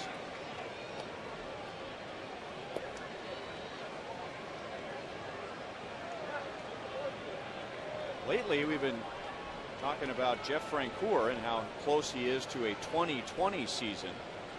At least 20 home runs and 20 stolen bases in the same year. Royals have a chance to have 3 2020 guys.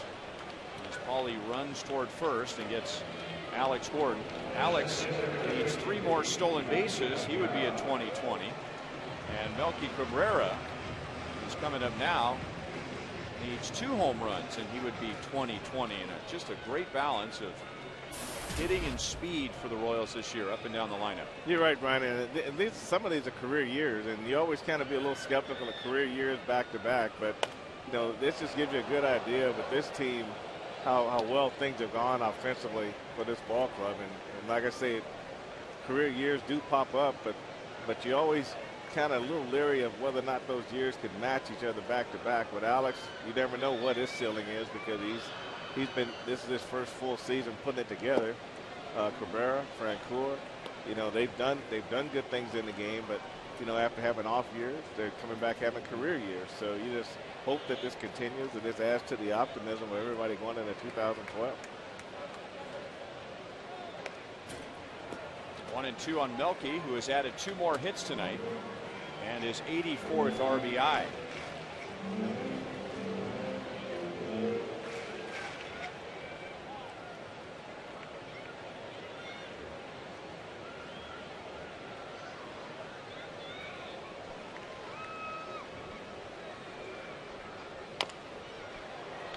Big hop back to Pauly.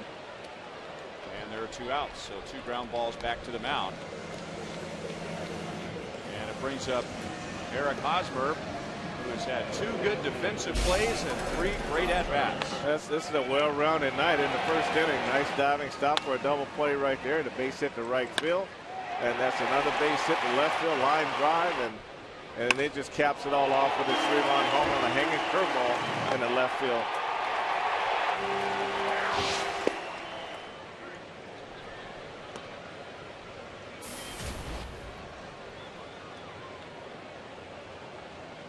So what more can he do tonight? Just keep going. Like that? Like that. 4 for 4.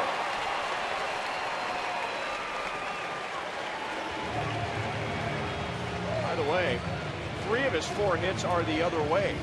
And that's more impressive right there. But, you know, just like Jim Leland's taking his guys out of the game, this is one of the games the Royals players say, I want to stay in the game. This is when you really add on to what you're doing. And see how he does. He opens his body up early like he wants to pull the ball, but he keeps those hands back and really just makes a good adjustment and has enough pop in his hands to hit line drives the other way. Jeff Francoeur on the outside looking in. He is 0 for 4. Royals lead 9-1 at the end of 6.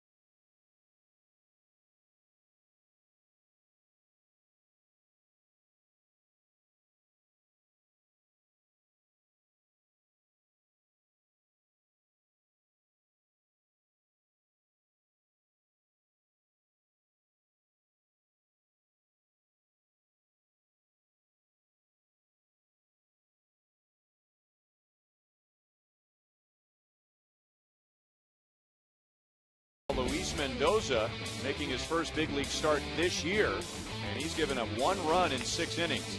Alex Gordon led off the bottom of the first with his 23rd home run of the year. Then the Royals came up with 6 in the 4th, capped by Eric Hosmer's 3-run home run, and then Salvador Perez added a 2-run home run in the 5th, putting the Royals in front 9-1.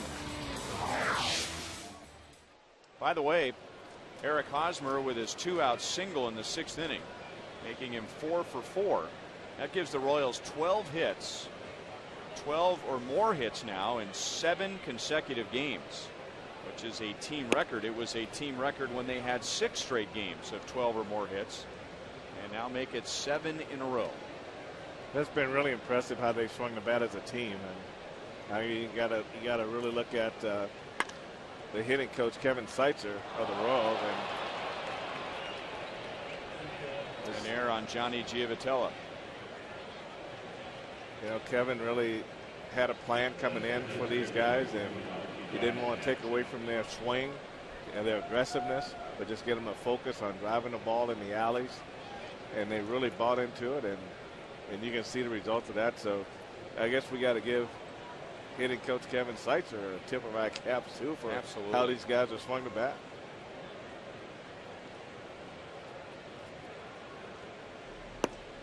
That's a lot of kudos to throw around. You know, Doug Sisson and the work he's been able to do with the outfielders and the base runners.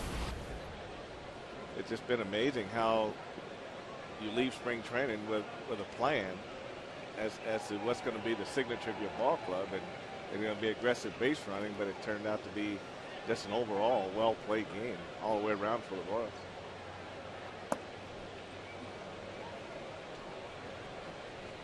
You really call that some kind of learning on the job. You know, it's the bullpen, the young guys, you know, they went through some tough times, good times, and they really realized that what it takes to be in the bullpen on a major league ball club is not that easy. You're asked to do a lot more than you would be in the minor leagues, but they've been able to come out and take the ball and get on the mound and do some impressive things and take their knocks but bounce back from them.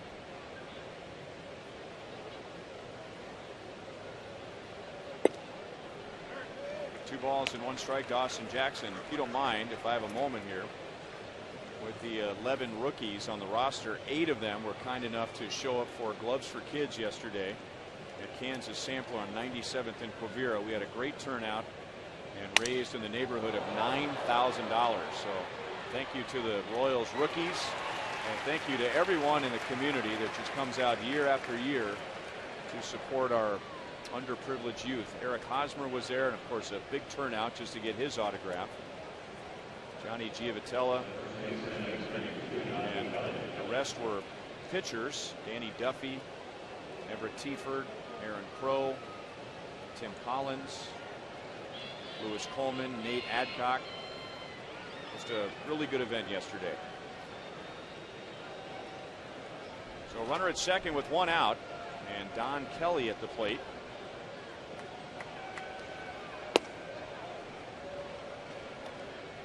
Kelly has popped out, lined to deep right, and lost an extra base hit and an RBI on a fantastic play by Jeff Francoeur, and he is flied out to left.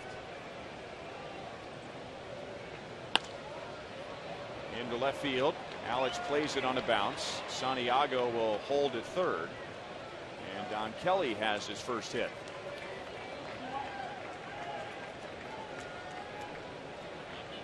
And let's bring in Joel. Brian, we wanted to pass on a special birthday message. Brian Pena said to me today, "Hey, Joel, I need you to do me a favor." "Okay, BP, what's that?" "Well, my mom today, it's her birthday," so he wanted to pass on a happy birthday to his mom down in Miami, Carmen Puente. And so birthday shout out to Carmen from one of our favorite guys in the big leagues, the always likable Brian Pena. I said, we don't need to give an age, and he said with a big smile, 45. So happy 45th to Carmen Puente. And you guys know, I mean, family comes first for Brian, and then his second family is who? The truck. Right. His boys in the truck. And so on Friday, because we're wrapping up the season, on Friday, and Ryan, you always say this about guests that come through, the most fun thing to do is to get a tour of the truck. Mm-hmm. So on Friday, we are going to give Brian Pena a tour of the truck at U.S. Cellular Field on Hy-Vee Royals Live. Good. That's awesome.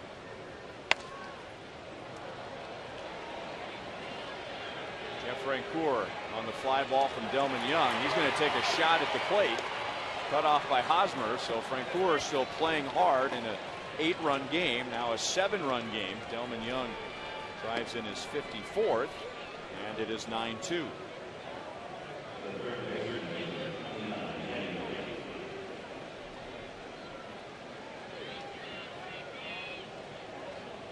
Only one inning.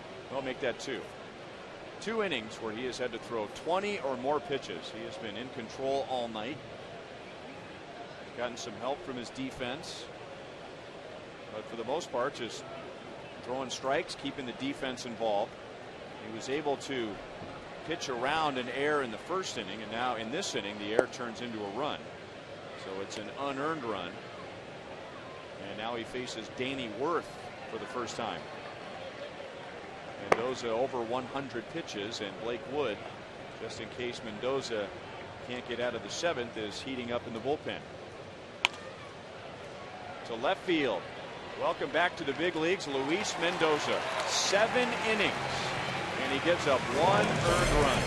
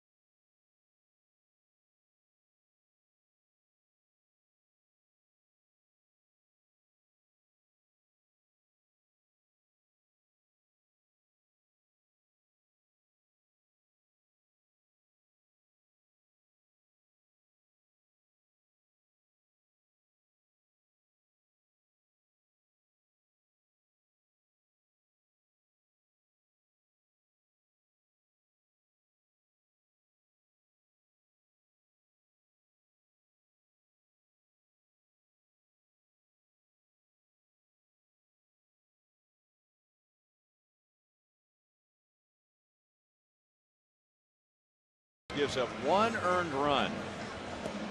So tonight the Mendoza line is a good thing, and he's getting congratulations in the dugout. Most likely done for the night.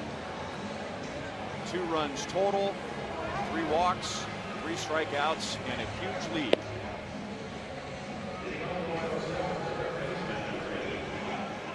And a Chevy call to the bullpen for the Detroit Tigers. Daniel Schlereth comes on, and he's the 4th Tigers pitcher. Royals scored 7 of their runs against Tigers starter Brad Penny. 6 of those in the 4th, and then they added 2 more against Dwayne Belo in the 5th. David Pauly turned in a scoreless 6th, and now Daniel Schlereth.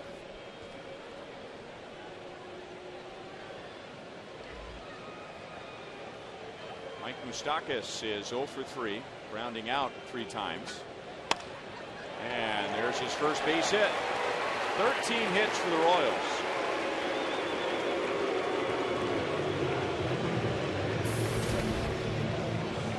And 9 in a row for Moustakas.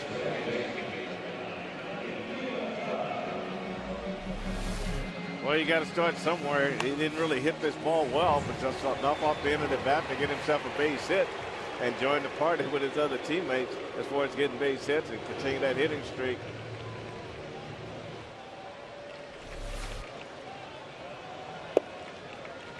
A strike to Johnny Giavotella. You know, one of the things we talked about with young players and young hitters is mentally having that transition in your mind that, okay, when I change something, then I'm going to give it a chance to work. And when he went back and he and Kevin Seitzer took those 2 days that he had to swing a little bit, and then Kevin was preaching patience, patience, patience. And even though Moose was saying, I'm going to be patient, you know, he said selfishly, I really wasn't as patient as I should be. And then when he finally realized that, you know, it does take time, and then he bought into it and he relaxed and started doing some things that they've been working on, and things started to turn around for him. But it's kind of nice to hear a young player admit that, you know, I was a little more selfish and changing than I thought I was. Well, how many times in his life has he had to make some sort of a change to his swing since high school? Probably not, ever. He has the California State high school records for home runs in a season and in a career. He had 36 home runs in AAA last year as a 21-year-old. Also had 124 RBIs. And then all of a sudden, he's looking up at the scoreboard and he sees 182 as his batting average, and that'll have you crawling back to Kevin Seitzer. Well, in the minor leagues, you know, he was known as a slow starter, and things got better as the bats went along and the games piled up. But in the major leagues, that's not necessarily going to happen. You got to make adjustments here, otherwise they bury you if you don't make adjustments. He hit 24 home runs one year in high school. 24. Do they even play 24 games in high school in California? He had 52 in his career. Those are enormous numbers. Mitch Meyer has walked twice and scored twice. He is the Royals DH tonight. Billy Butler was scratched from the original lineup, dealing with a stomach flu.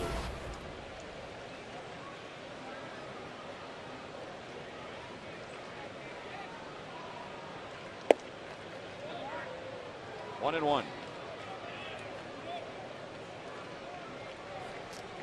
Mitch Meyer has been the ultimate professional this year, playing in just his 42nd game after playing in 117 last year and 127 the year before that.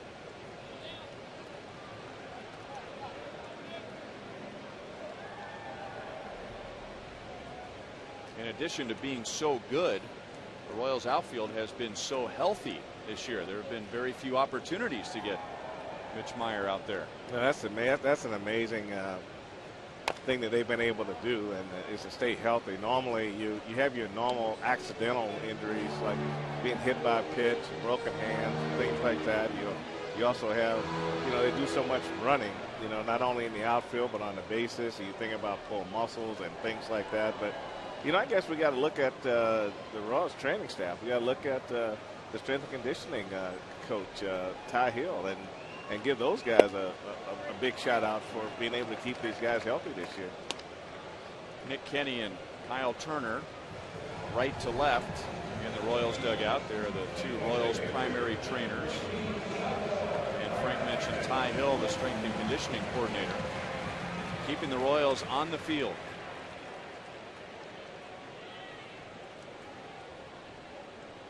The most serious injury the Royals have had this year was actually one that occurred last year. Jason Kendall having shoulder surgery, which wiped out his entire 2011 season.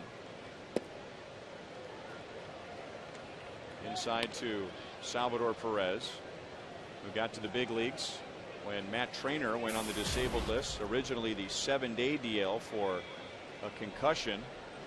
Kyle Davies was on the disabled list twice. Bruce Chen was on the DL back in May. Sean O'Sullivan on the DL in June. Robinson Tejeda in April, and that's it. So since the season started, this is remarkable. One position player has gone on the disabled list. That's remarkable.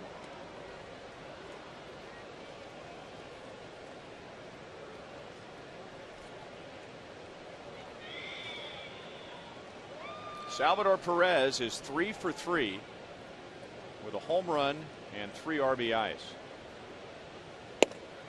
3 balls and 1 strike.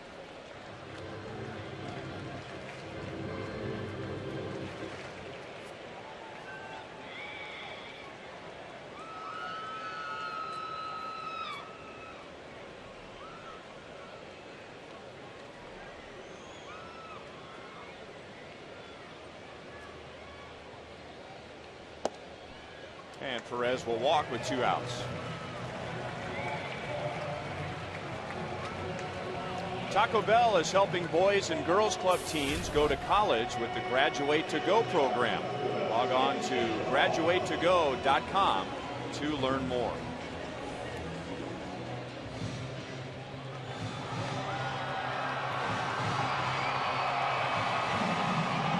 Two on, 2 out to Alcides Escobar. He has driven in 1 of the 9 runs. He has also scored. Escobar hitting about .350 on this homestand. A little bit inside, ball 1.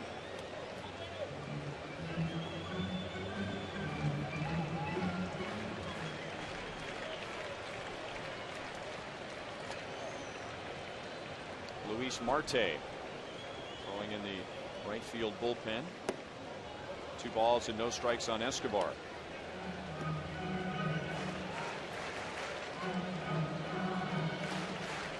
Moustakas singled.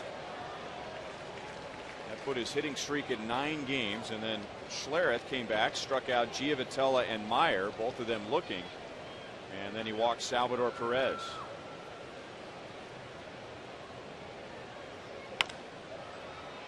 Two and 1.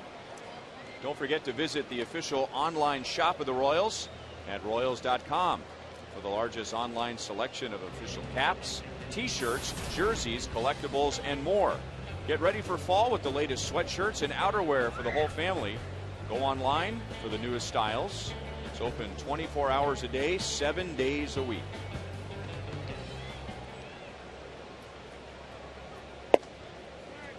Three and 1. Daniel Schlereth staring in at Rob Drake, the home plate umpire, wondering why that last pitch wasn't called a strike.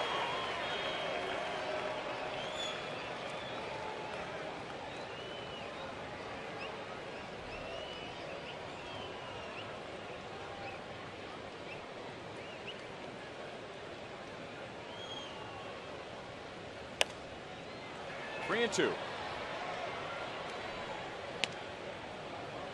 Schlereth perhaps learned that stare and that game face from his father, Mark Schlereth, former NFL player and now football TV analyst, who has 3 Super Bowl rings and 29 surgeries to his record. 29. And he still walks. Speaking of walking, bases loaded, 2 outs. So Schlereth with a couple of strikeouts, a couple of walks, and now he's going to have to deal with Alex Gordon and the bases loaded. And before that, going to have a chat with pitching coach Jeff Jones. Hey, Shanker.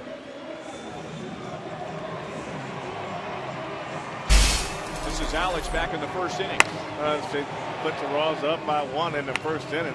This is one of the values of having him in that #1 spot. He can do this for you right from the first swing of the bat and put you on top. And give you the idea of the kind of power that Alex has. That home run travel 414 feet. That's straightaway center field. And good home run night. And what's impressive is Alex straight up the middle and Hosmer opposite field, Perez opposite field. So someone's due to pull a home run. If they do, it'll be a good.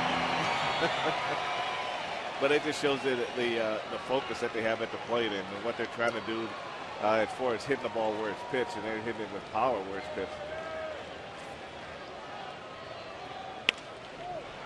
Grounded to Don Kelly.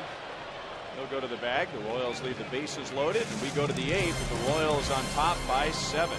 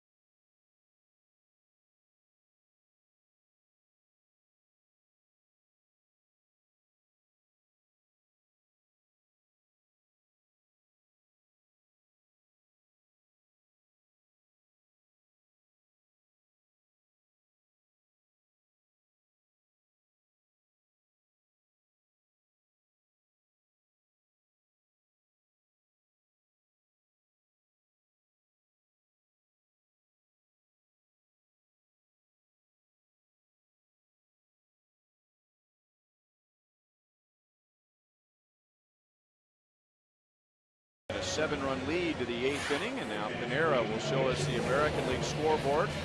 Cleveland beating Chicago in game 1 of a doubleheader. Chicago coming back in the second game. Yankees 5-0 lead over Tampa Bay. The Angels have defeated Toronto. Baltimore out in front of Boston, and Seattle has taken the lead over Minnesota. Minnesota's lost 9 in a row.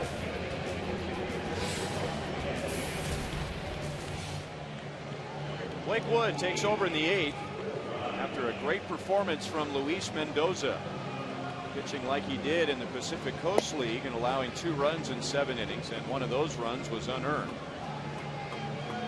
And Blake Wood will get Will Rhymes instead of Victor Martinez. So Jim Leyland continues to pull some of his regulars from the game and some of his backups in there in a one-sided game. Victor Martinez was 1 for 2 tonight.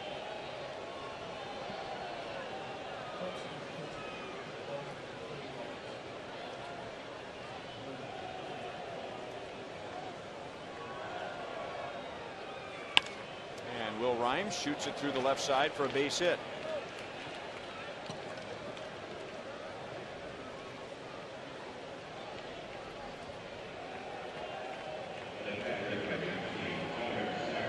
He doesn't hit many home runs, but last year Will Rhymes hit his first major league home run against the Royals, and he did it against Zach Greinke, and that was a year ago tonight. And if I recall, it was a big home run late in the game, 3-run home run in the 7th or the 8th inning. Right with the Tigers in front.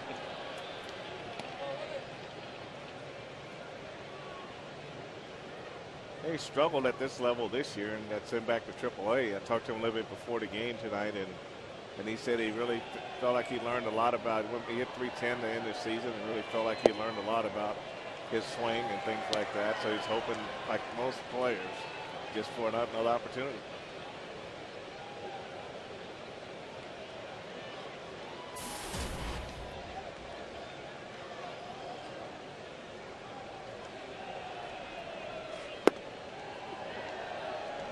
Two balls and 1 strike. Omir Santos came on as a pinch runner for Alex Avila in the 6th inning.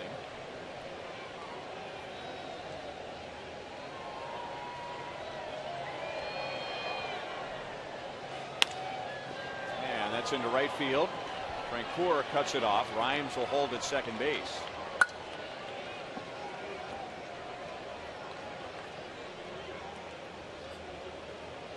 So Santos singles in his first at bat, and there are 2 on with nobody out against Blake Wood.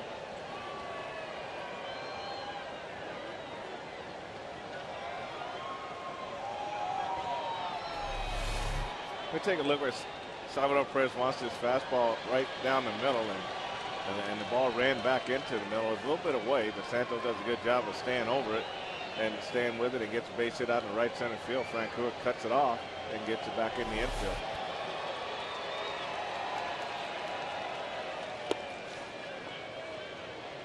Ball 1 to Johnny Peralta.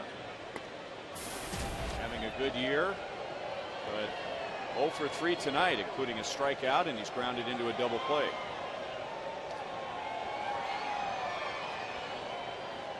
Royals' big inning tonight was a 6-run 4th inning. 1 in the 1st, 6 in the 4th, all of that against Brad Penny. Eric Hosmer hit a 3-run home run in that inning. Royals added 2 more in the 5th on a Salvador Perez home run. And the Tigers have single runs in the 5th and in the 7th.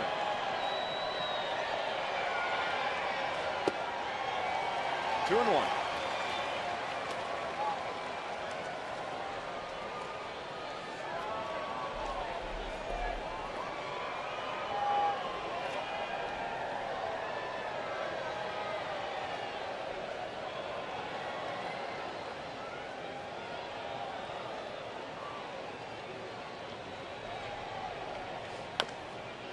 Two and 2.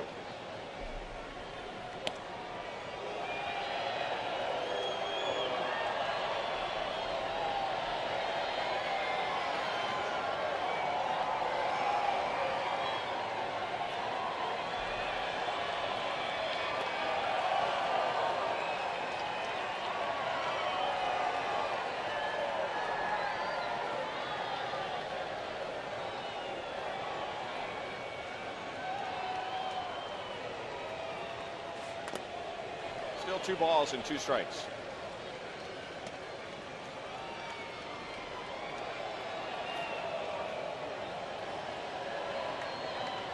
Royals with tonight and tomorrow against Detroit. They have no chance to win the season series with the Tigers, and the Tigers have played so well against the Central. 25 games above 500 against the division, and they are 10-6 against the Royals. And now 3 balls and 2 strikes on Johnny Peralta. The Tigers have won 5 out of 7 here at Kauffman Stadium, but many of the games have been close games.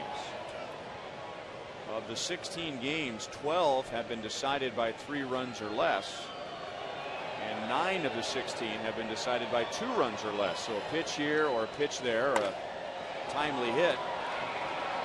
And the Tigers have been making more pitches and getting more of the clutch hits. Not tonight, however, with a 7-run Royals lead. And Blake Wood gets his first out in the 8th inning.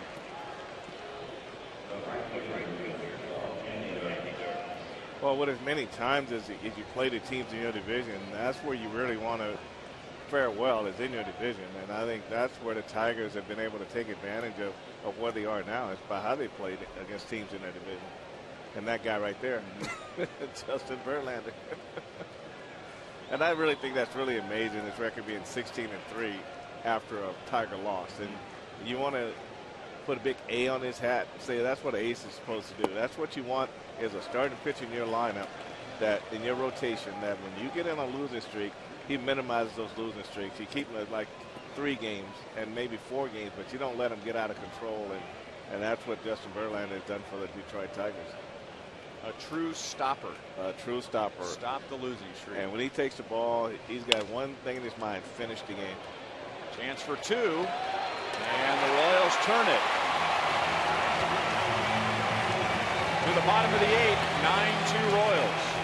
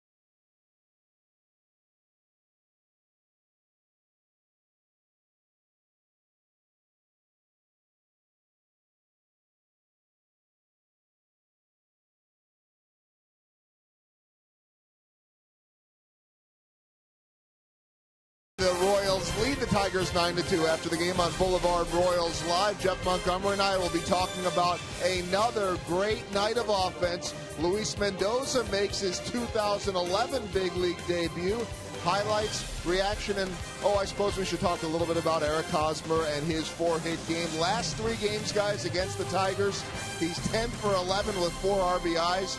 Fox Sports Detroit analyst Rob Price said it earlier this month, and he just repeated it to me in the hallway. That's big boy baseball, guys. Luis Marte, thanks, Joel, will take over in the bottom of the 8th inning. And we'll get Melky Cabrera, Eric Hosmer, and Jeff Francoeur.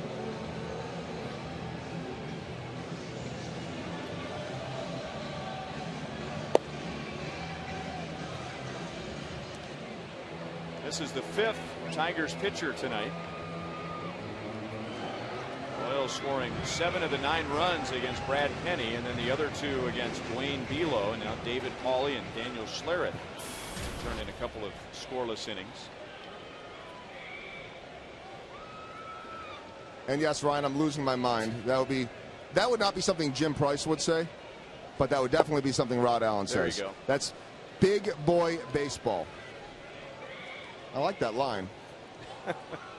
Well, I knew you had both of the analysts covered, but I wasn't sure if it was Rod Allen or Jim Price. Well, but yeah, the Price was wrong, as Kevin Shank points out. But knowing both of those guys, that would probably be less the style of Jim Price on the left, or Dan Dickerson for that matter. Yep.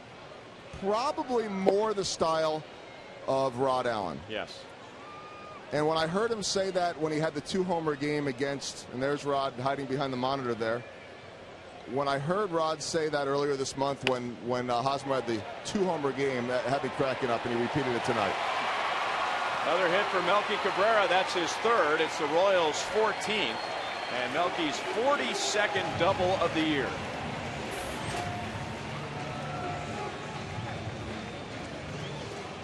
And as Jim Price might say, that was a good-looking swing. That was a pitch up in the zone, and he just hit it in a good spot. He didn't really hit this ball quite as well as he wanted to, but it was well placed. You can see Jackson on the left field side of second base, and this ball just falls right in a good spot in right center field. So Rod Allen was putting him up there with some of those big names that he saw coming through when he was there, like Kirk Gibson and guys like that. I mean, that's big boy baseball for sure. Eric Hosmer with a chance for his first Major League 5-hit game. He has 3 singles and a home run. 3 of his 4 hits have been to the opposite field. And there it is. He pulls one to right. He is 5 for 5. Man, what a night for Eric Hosmer.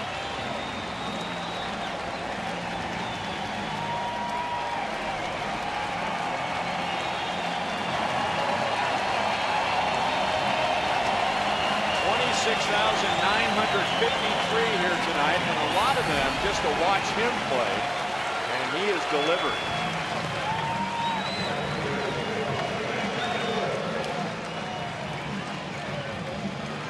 Well, that's a good indication that the fans are paying attention, and they're definitely paying attention to Eric Hosmer and everything that he does in his quest to be Rookie of the Year.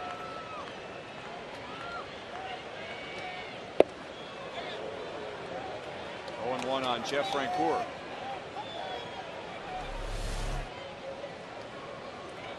And again, he's so strong. I mean, this all-speed pitch stays up in the zone, and he's so strong he's able to pull this ball in the right field, and his pitch is off there. Boy, they've missed our booth by 1 section. I could have had a 2-catch season. That was in Joel's booth. Everything all right in there, Joel? Oh, I know he didn't catch it. No, I did not catch it. Neither did Monty, by the way. Did either one of you try for it? No, I didn't try for it because I didn't see Monty trying for it. Looking for a kid now. There's a lot of people that want a ball here.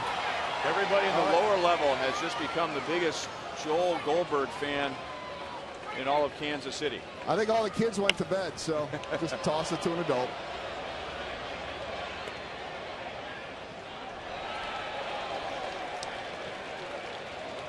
Nice catch by a fan who brought his glove over on the right field side and then took a tumble after making the play.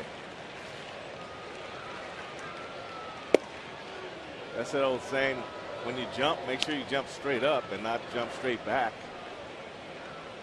Or else you will go over one of those seats.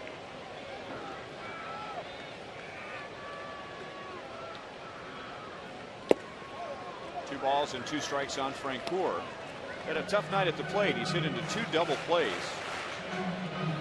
But on defense tonight, he made a fantastic play on Don Kelly in the 3rd inning. Running a ball down on the warning track in right. And there's his first base hit. And it is the Royals' 16th hit of the night. 10-2 Royals in the 8th.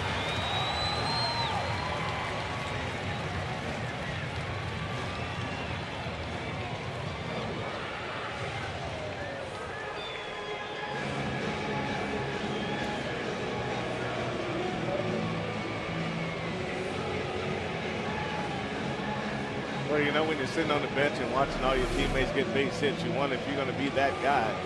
And I tell you, every time Frenchie gets that breaking ball out over the plate down, he's going to put a good swing on it. And that's a line drive into left field right here. You can see Cabrera trots home on the base hit.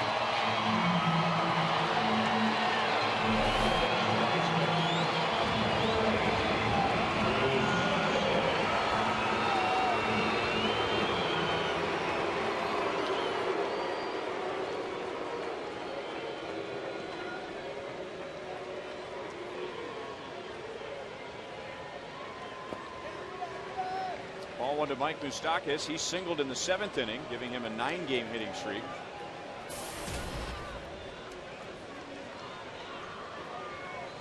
Still nobody out. 3 straight have reached against Luis Marte in the 8th.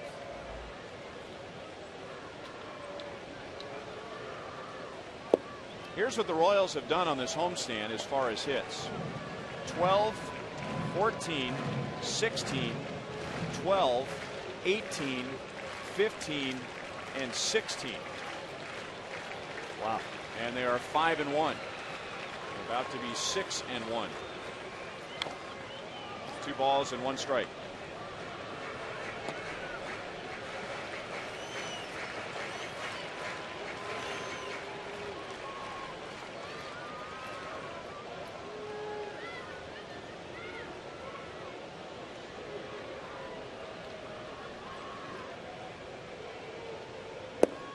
Two and two.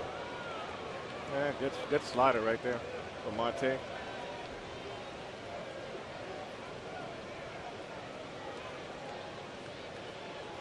All of a sudden, that's not a big number with what the Royals have been doing lately. It's almost something we expect to see every night. Oh, they're making it look easy. And then we know for a fact it's not that easy, but they're doing a good job of it. The stock is out, and they had called the infield fly rule.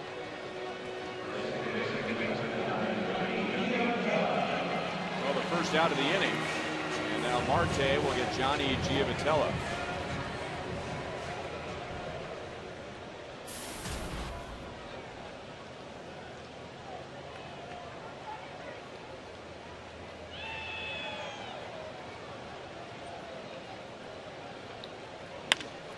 Grounded to third.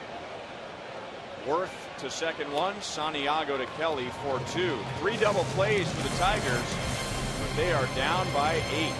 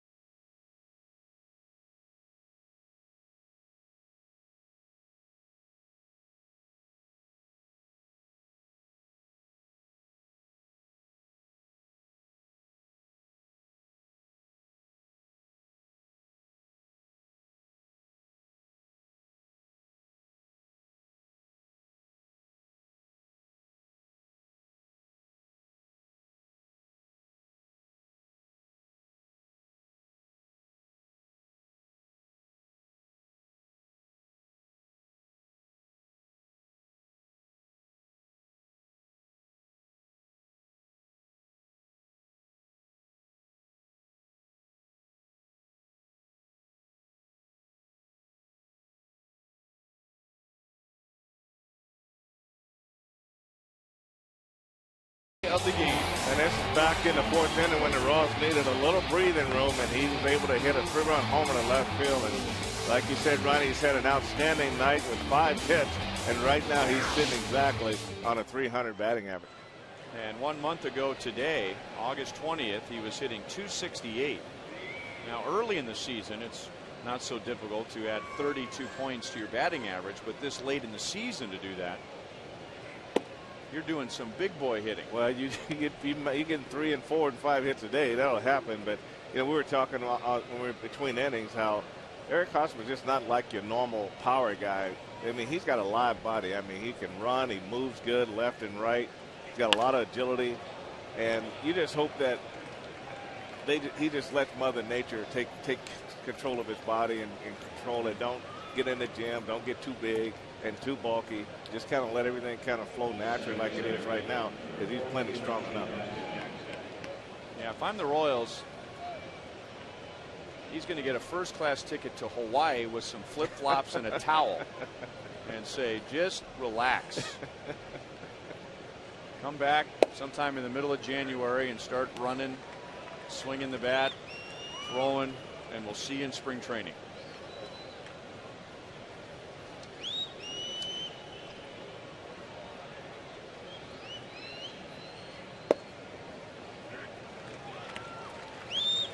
No balls and 2 strikes to Austin Jackson. Well, a little bit of bad news tonight.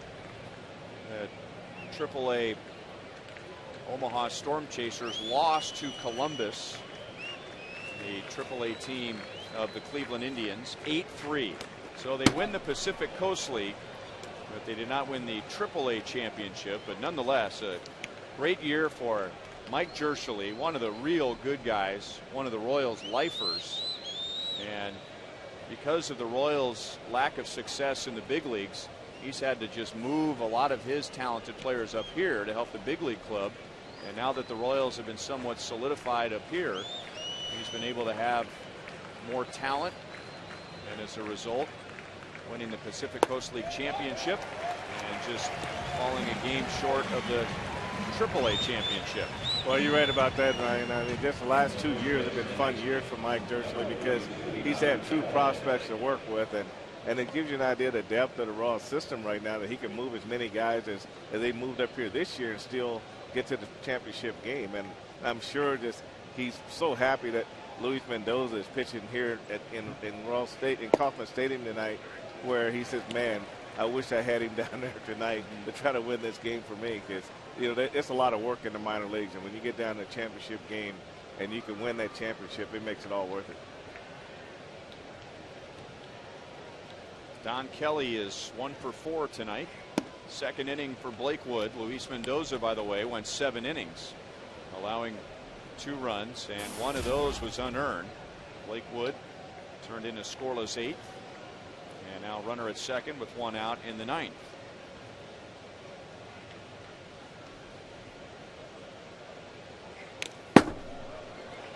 One and 2.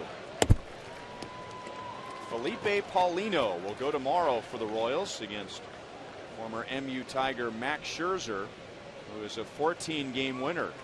And that is the final home game of the year for the Royals. 7:10 first pitch. IB Royals Live begins at 6:30.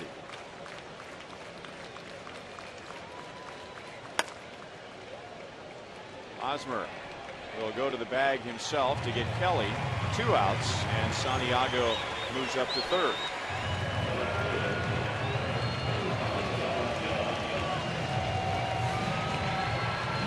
Final home game tomorrow. Don't forget, you'll get a Royals team picture, 2011 team picture card.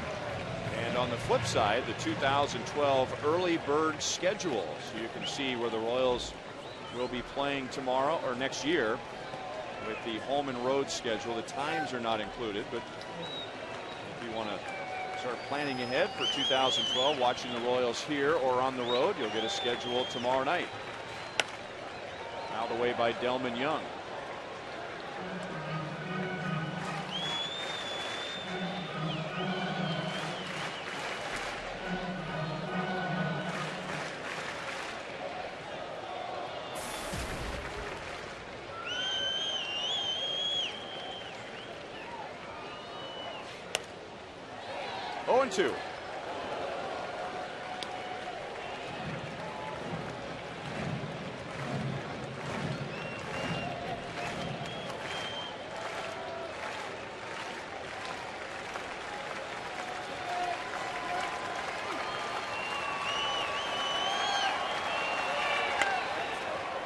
Still 0-2 on Delman Young.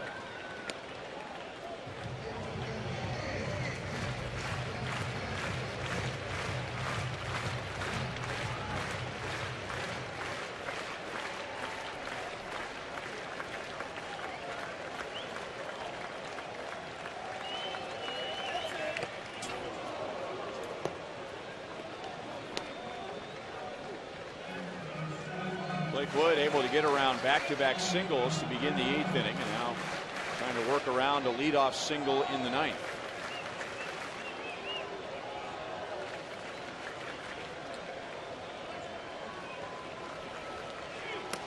Saved by Perez, man.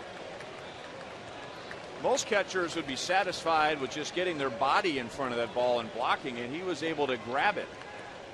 I mean, he's one of those guys that he's moving so well, and he's another one too, Ryan, in the offseason, being 21 years old. Just really has to watch the weights and just kind of let Mother Nature give him the body that he's supposed to have. That he's just so fluid and loose, you don't want to tighten that up. Royals take game 1 against the Detroit Tigers. 10-2 with 16 hits. Eric Hosmer, for the first time in his career, a 5-hit game. Alex Gordon led off the first inning with a home run, his 23rd of the year. And now the Royals have won 8 of their last 9 games. They continue a very successful September, where their record is 12-6.